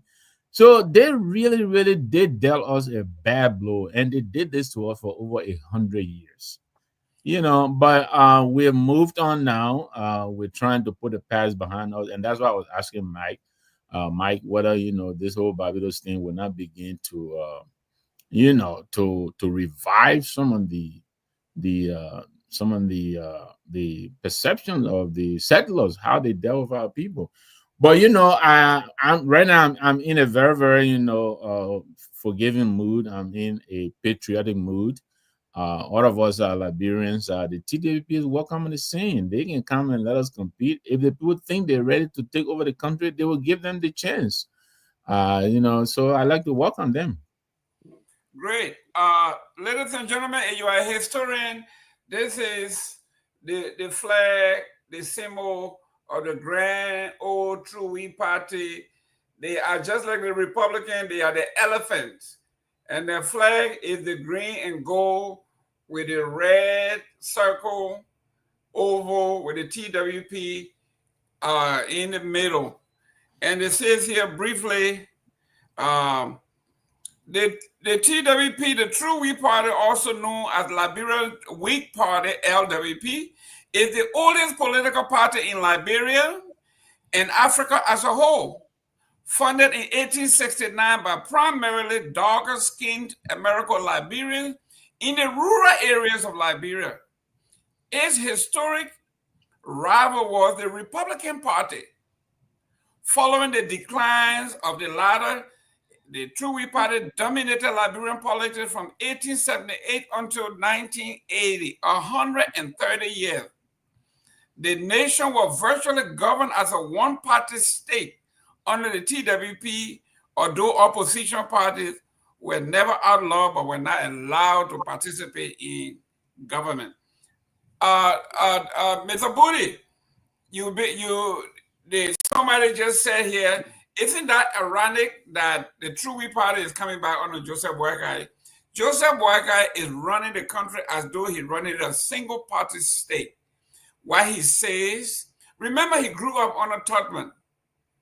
He lived under Tubman. He went to school under Tubman. Graduated from college, I think, under Tubman. Lived his professional life under Talbot. And under that, he also worked as a major in the door. So we're talking about totalitarian people who are absolutely nobody should say anything to them. So now here is Joseph Boakai coming back to a party, coming back to politics. He wants to be a Tubman. He wants to be an absolutist. Why he says go, he doesn't listen to the police, doesn't listen to the Supreme Court, doesn't listen to what Joseph Boakai says is final. Dr. Booty, this person said, ironically, under JMB, the TWP is coming back. And the logic to that?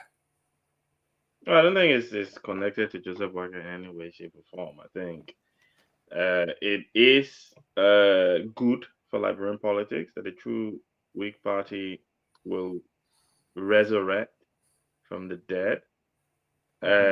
Simply because I think as the oldest political party on the continent and in Liberia, like you said, hopefully it can transform itself, rid itself from some, not all, but some of its bad historic past, so that maybe there can be a new vision for the party, that Liberians, not just the dark-skinned American Liberians that kind of formed the party to rival the Republican Party that was mostly for the mulattoes, but it can be one that is collective and for all Liberia.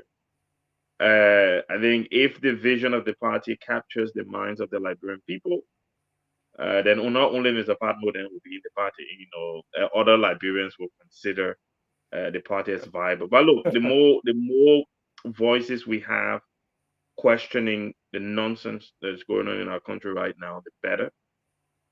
The more ideas we have in terms of where and how we can move our country in the direction that it needs to go is better. So that is happening under Joseph Boakai. Whether you think it's a good thing, we shouldn't give him credit for that. But if you think it's a bad thing, then yeah, give him credit for that.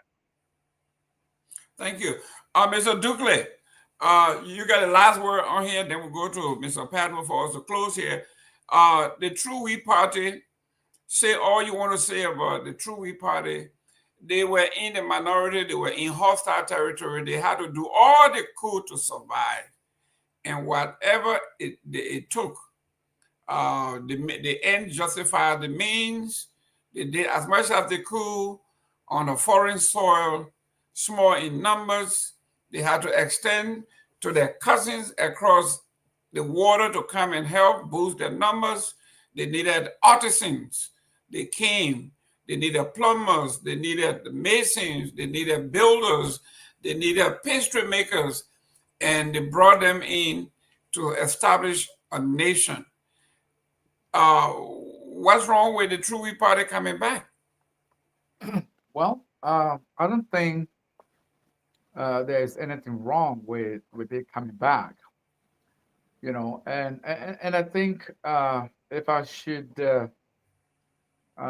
say what I think about their return, I think with the experience of bad governance we have had since the war ended in Liberia, I think, in my opinion, they do stand a good chance of making an impact because, despite the bloody and horrible history of this party, I think the Liberian electorate, a significant number of them are very young, whose knowledge of this party is only from what they were told.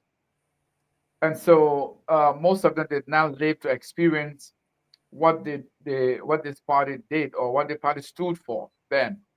And so, look, we are human beings. And so with the bad experience that people have had since, from the Unity Party under Ellen Johnson, followed by George Weah, and now Unity Party under Joseph Boakai, I think if they transform themselves so that their present their present formation reflects the new Liberia, I think they do stand a chance. And after all, they are all Liberians.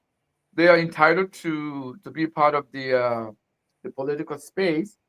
And like Jay Nangwe said, if they are able to sell themselves, why not? And I can only see people gravitating towards them in protest of the Unity Party and the CDC. And so, I, as an individual, I mean, I have absolutely no opinion to say whether they should or they shouldn't. But again, the political space is open to everyone if they're able to transform themselves. Again, like I said, our electorate is a very young electorate, and most of them knowledge of the true Whig Party was from what people told them, or they've read somewhere here and there, and so they can easily resonate to some of the ideas that will be presented to them. Who knows?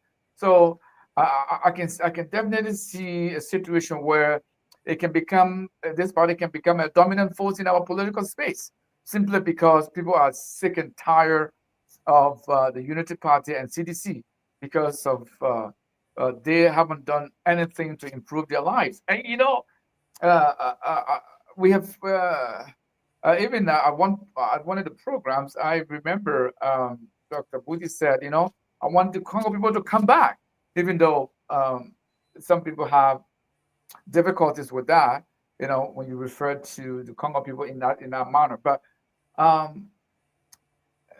it's a sign of frustration. It's a sign of people being fed up with the status quo and they want something different. Even if it's not something different, but something old that is going to be new, because this party is an old party, but they're going to be coming in a different form, in a different agenda and different appeal, probably different personalities, And so, you know what? I can see them making an inroad, in our political space. Thank you. Ladies and gentlemen, for a disclaimer, when you hear Jerome Gayman and you look at those that are responsible for where I am a true son of the true Whig Party.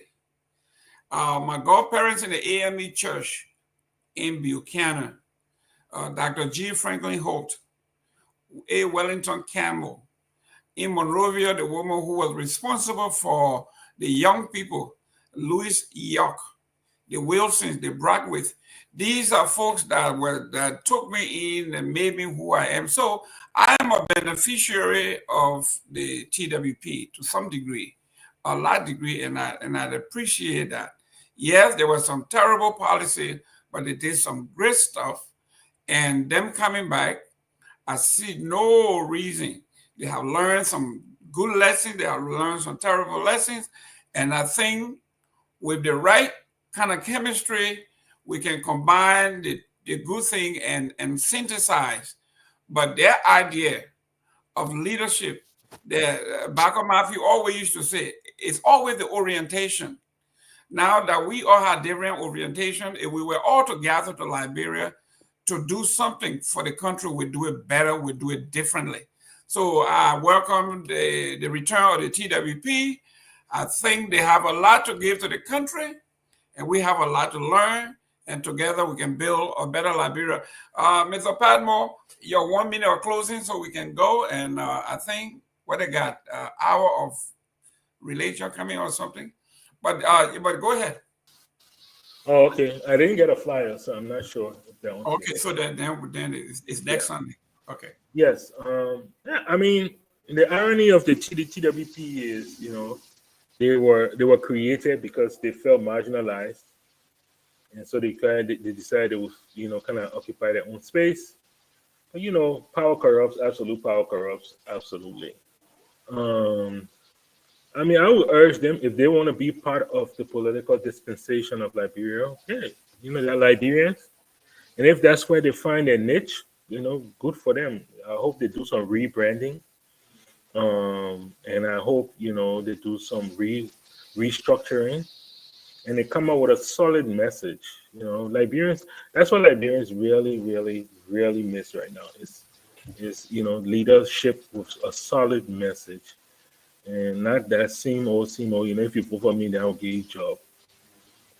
Everybody don't want to work for government. So yeah, but that's where it is. I'll close up with my people from my Bajan people from Barbados. That's right. Next we're gonna continue this thing next no, week. No problem. We didn't even go halfway through the list. No problem. Now we will come stay. You will not want to come, but you will still come. I hope we're ready to talk about the Budi family. We'll have 2 Sunday too. Yeah, let's do it.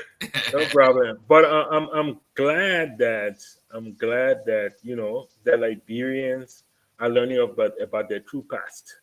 We should all celebrate that. We should all urge ourselves to learn about our true past and make that connection wherever the path is. Make that connection, man. We got brothers and sisters all over the world that most likely think like us, and stuff. So it shouldn't just be the people from Barbados. But I'm glad when I hear the stories of my people, and how we found our way to Liberia, and how we etch a place for ourselves. It makes me extremely proud. It explains a lot about my own nature. So when you let Nangwe and you let 14 business, when they explain his ancestors, you will understand exactly why Nangwe the way Nangwe is. Yes, But most importantly, our children. We fled the war. We found ourselves in foreign land. We are having these children in foreign lands. Most likely, they're not even going to marry Liberian people.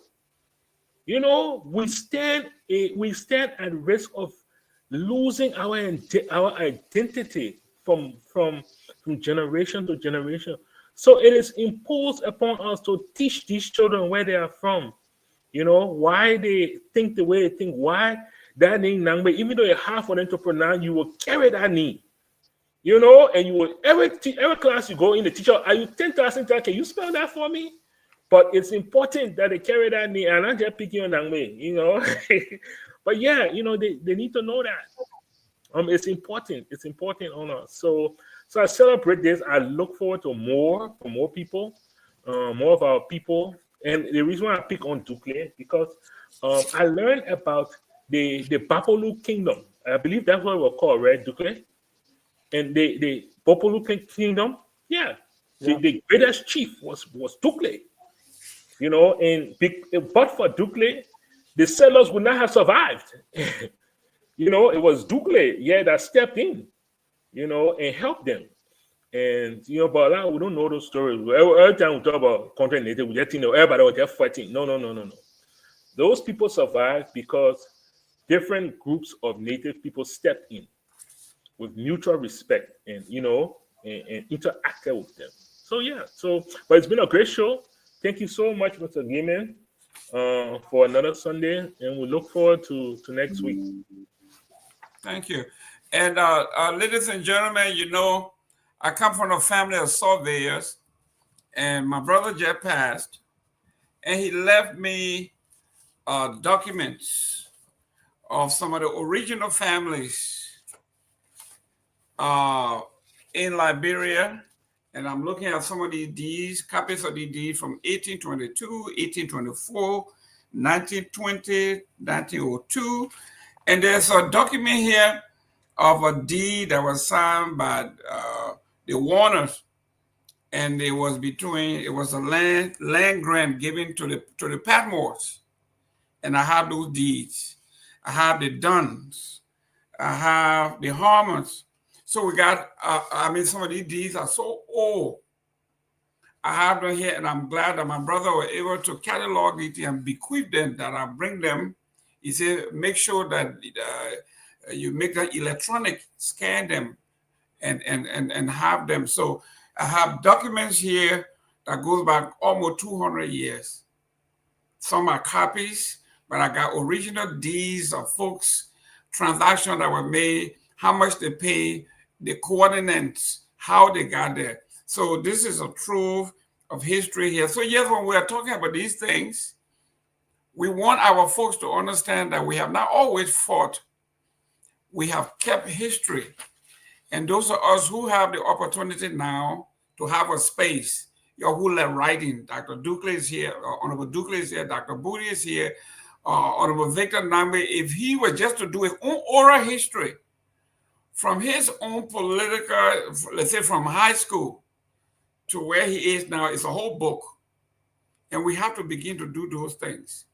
So let's go around and do our 2 minutes of closing so we can go to our Mother's Day. If you're in the United States, Mr. Dukley, is it Mother's Day in Canada too? Absolutely, yes. Okay, so it's true that you guys are going to be the 51st state. Good luck with that one. Dr. Booty, I know you got to go back. Go ahead. No. It's been a great show, and obviously always excited to be here. I think yes, I believe that we need to do more to protect our people by putting in place stronger regulations when it comes to professionals, not just medical doctors, but professionals in Liberia who take people's lives in their hands. We hope that the government of Liberia will, and Mr. Nangwe touched on this through the Ministry of Health, try and do something about this. We need some prosecutions. And that is the main thing I want to highlight tonight. But no, it's been a great show. And as always, look forward to next Sunday as well. Hopefully, Mr. Tao will be back because I missed him today. Oh yeah, he was gonna go off on this. Mr. Dukley, your take. I want to say thank you, Mr. Gaiman. Thank you to Dr. Booty and our political hawk, Mr. J. Nangbe. I think it was a good show. It was very animated, and we had fun. Mr. Gaiman, this is how changes come about. As much as people might want to, they might not want to take this as serious as it should be, but this is how changes come about. People sit and critique what happens. And there are some people might be listening who might take heed to some of the things we're talking about. But, I just hope that something as important as human life should be accorded the utmost care and respect, because the LMDC is one of the vital organizations that needs to be, up to date, to make sure that these things don't happen again. And if anyone attempts, the person will be caught and the person will be prosecuted according to the law of the land. So I hope we have done our part here. And so I look forward to next Sunday. Thank you very much. A quick announcement. If you are in the Minnesota area, especially Brooklyn Park, CMC is coming to Brooklyn Park for its first chapter organization. I think it's June 21st. So if you live in the Brooklyn Park area, CMC is on the way. Our regional Northeast Regional Chair, Honorable Victor Namwe, will be in Minnesota. Mr. Namwe, you got any message for the people in Brooklyn Park or in Minnesota before you get there? Hey, listen, thank you for bringing that up quickly. You better mark your date, mark your calendar. This is promising to be a ruckus. We're coming over there. We're taking Brooklyn Park by storm. This is a new entity coming on the scene, but it's a very serious and fast-growing political party in the country, and we're here in the diaspora trying to do our part to lend a hand to our compatriots back home. So yes, on the 21st, God willing, we'll be gathering in Brooklyn Park. Is it Brooklyn Center or Brooklyn Center, right? Yeah. Yeah, we'll be gathering, and I invite all my friends and all interested parties to come and join us. Come in and take a listen. If what we tell you interests you, what we plan to do to transform the country, if that interests you, you can also sign up while we're there. So yeah, we'll be in there. So quickly, let me again happy Mother's Day to my wife, Mix. I think she's watching. She wanted to see my mother-in-law. Happy Mother's Day to my mother-in-law also, and to all of my in-laws, my nieces, and my niece-in-laws, my friends whose wives are celebrating today, and also my colleagues on set, Duke and Dr. Booty, as well as Jerome. Happy Mother's Day to your wives and your families. Thank you all for joining us. It's been a great day. Yes, everyone has spoken about this doctor thing in Liberia. Hopefully, the Liberia Medical and Dental Council will get this under control. If it is that they're under resourced, then they should say so they can get the help they need. But we think that the policing of the credential gate is getting is too. I don't want to say slag it, but they seem to be sleeping on the job, so they need to get on it because these are human lives we are talking about. Welcome to Mike and his ancestors. Homecoming, Barbados. Every sister cities cooperation usually is a good thing. So we're watching to see, what the relationship between Liberia and Barbados. It's a very small country, 282,000 people, I think. But yet their GDP is about $0.5 billion, above ours, reportedly. So, I'm sure a lot of good things to be expected to happen between these two countries as, the citizens who have settled in Liberia. And I believe some Liberians may have also settled in Barbados as well. So as they come together, who knows, they could do something for the economy. Welcome back to the Grand OTWP. Some of us are still here. Those of us who stood up to them, we're here. We're embracing them. We're opening our arms to them. We come in peace. We don't want no problems, but if they bring problems, we will want problems always. So, Mike, if you're listening, I know you said one day and day, he didn't say when we, but I know Michael Palmer is a part of this bunch. But we welcome them. They're all Liberians. Let us come. I mean, we need all hands on deck. We all need to do our part to develop Liberia. So, welcome to the TWP back to the stage. Thank you. And Mr. Bro, I knew there was some connection here. You see this guy? He's calling my godparents, Mrs. Campbell. I call her my godmother, called Mr. Campbell. We are all members of the AME Church. Elizabeth Campbell, Marilyn Campbell, all their children, the baby boy, they call him Baltimore Campbell. When I was in Liberia in January, he's still at the old church, comes from Monrovia, still plays the organ and all of that. I mean, it is quite something else. Great family, great, the Campbell family. I can't say anything bad about these folks. They are just great. But ladies and gentlemen, this is great. Great show. We look forward to seeing you next Sunday. We are going to continue this family affair because it's a good thing, to actually see historical records, to see your great-great-great-grandparents' names of when we're talking about taking a leap of faith. Can you imagine someone in the Barbados taking the entire family, 21, everybody going on our ship, whether we died or not? And many did die, those that made it there. So yes, their contribution to our society is vital. And I'm glad that particular group, they are so prominent and successful. Jerome. It's time for them to come back and give back to that place and rebuild the place. Yes, go ahead. Just quickly, this came out quickly under the page of the political leader of the CMC, Musa Hassan Belete, confirming, I think, the resignation of the speaker. It's a small page. You want me? Go ahead, read it. Go ahead. So it says here, for immediate release, resignation of the speaker, May 11th, that's today, 2025, Speaker J. Funati Kofa informed the Rule of Law Caucus today that he will be stepping down as Speaker of the 55th National Legislature effective 12 noon on May 12, 2025. We as a caucus endorse the decision with deep sadness for the following reasons. One, the continuous defiance of the rule of law by the executive despite one Supreme Court ruling and its reaffirmation show that we are confronted by a much more alarming constitutional dilemma than the office of the Speaker. Two, the loss of significant members of willing to sit under the Speaker's gavel makes his effectiveness less tenable for the incoming floor fight. Three, the need to reconstitute the House through elections in accordance with Article 49 so as to return the House to constitutional order in the shortest possible time. It is our pleasing duty to have served alongside Speaker Kofa and honor his gavel and welcome him on the floor as a member of our caucus. Musa Asambelite. Well, So these rumors have been circling, but apparently, there is our confirmation. ladies and gentlemen, But he did allude to it in his speech after the Supreme Court. This is bad.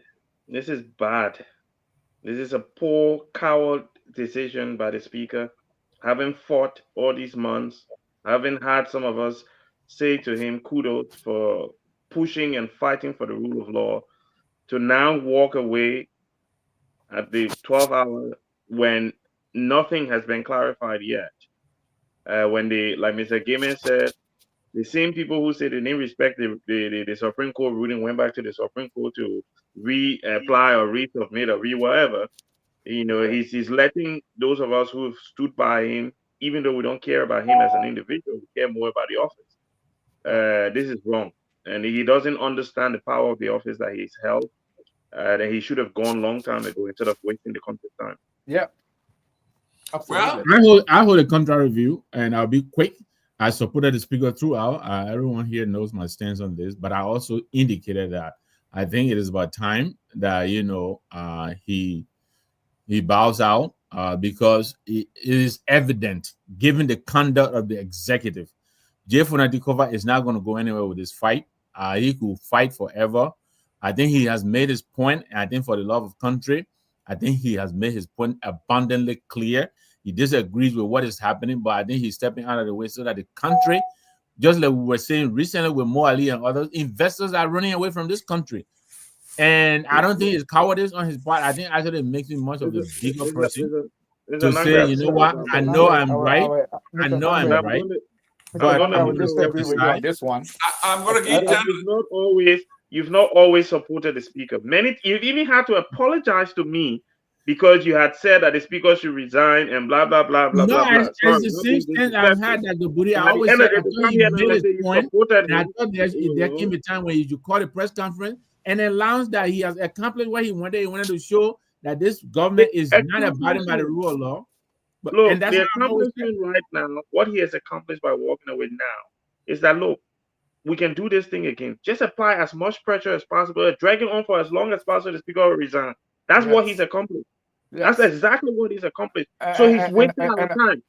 He should have left long time ago. Leaving at the start and leaving now is no different. When I litigate the thing, I think Dr. Budi, I'm with you on this one. Look, the writing was on the wall before we got here. He should have resigned much earlier. Now, when he has put this much fight, this much energy, and he got to this point. I mean, if he had resigned 3 months ago, we wouldn't be talking what we are talking now. But after all, what did the tenacity that he exhibited, only to come walk away from it at the 11th hour? I mean, so what was all the fight about then? I think I have said it on this platform here on multiple occasions. I knew he was not going to survive this, but he stood firm. 30 seconds, please. Yeah, go ahead. We have not seen the resignation letter, have we? Anyway, you're right. So we have not. We don't know on what grounds he resigned. We don't know. We know there's been a lot of talking behind the scenes. We don't know exactly what was put in place for him to accept to resign today. Tomorrow, we will see that letter. I'm sure he's going to going to read something, hold a press conference or something like that, and then we'll have more information exactly on what came together, what fell apart, that caused his full resignation. You know, I think at that time, and only at that time, can we truly judge the resignation at this time. I disagree with you, Mr. Patmore, as I always do, because at the end of the day, the point here is even on the only justification, the only acceptable outcome under which he should resign is if Kung accepts that, okay, yes, I am not speaker, because that was the whole point. Kung, well, now, but you don't know if that's what the case is. No, but the what Mr. Nangwe just read, right?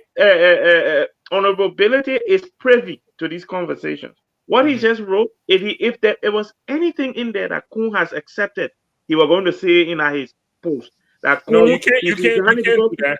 You can't preempt it, man. He's speaking for the rule of law caucus. He said he's disappointed, which means that Kung hasn't accepted anything. No, he said he's disappointed in the resignation. No. I think when Musa Belete spoke, he said there was a document from Kofa that was given to the former president Ellen Johnson Sirleaf, and in that he laid out a few things like people being restored, people being made whole, people being paid, and all of those stuff. That he said he will resign, and according to the rule, Thomas Fala, who is the deputy chair, will take responsibility, and then election will be held. That was his stand. Now we will see tomorrow, which is Monday, whether that was accepted, because from what I understand, some of the people, they have been paid already. So obviously some of those conditions have been met. The sticking point, according to Front Page Africa, was Kung wanted to stay on. The folks are saying you are not in the line of succession. If Kofa resigns, there's no way you can become speaker because you're not in line. The next person there is the deputy speaker. The deputy speaker. And this is why he resigned, because they're returning from vacation tomorrow. That's correct. So now Fala is going to take over, and there's going to be election within 60 days. That's how it's supposed to be. That's So how it's going to be. that is the law. So I think it's only gotten more complicated. Let's wait and see. Like Mr. Padmo said, let's wait and see where we go from here. While we are not saying everything in his demand has been met, we have to wait and see. At least we got to give them the benefit of the doubt that Fonati Kofa have seen something he liked for his vote, because he would not leave. He would not leave every one of us that were on his side. I don't think he would leave us on the battlefield and just jump ship. If he does that, we all going to be all over him, because we got to go back to the rule of law. They got to have election. If Mr. Kung say he has 61, like he been bragging, he should win this thing with a landslide. Exactly. Landslide. I will call Thomas Fala, say the man resign tomorrow, high election the same day. Let me bring my 69 or 59. Let me win this thing so we can shut Michael Palmer down up. That's what I would do. Well, I think things are only getting complicated now for the Kung camp. Well, the only thing I want from Kung to do is go move that iron door. Because our chamber. And during more than that, let him get back the security too. Let him give it back. When Richard Henry over there, I go over there. I didn't see no chamber. I didn't see no iron door. They may give me long time to wait to see him, but I will see him, but no iron door. So you take that iron door from there. Ladies and gentlemen, we have reached our wit's end. Thank you very much for being with us. We'll be here on next Sunday. We will continue this thing. We got the whole list of all the beautiful family. Our port. We talk about some great folks from that Crusville. Did you see Tao on that list, Jerome? I ain't read your T yet. I'm still on ish. Thank you guys. See you next week. As always, whether you TWP, you CMC, you somebody say, why you let it see business? You got CDC now, CMC. That's why I said I like to see. So that's why I'm here. I like to see. So, ladies and gentlemen, wherever you come from, we are all the same. We are all Liberians. Mr. Patmo, can you please take us out? We are Liberians. Liberia is our home. Liberian people. Israel, you are we want.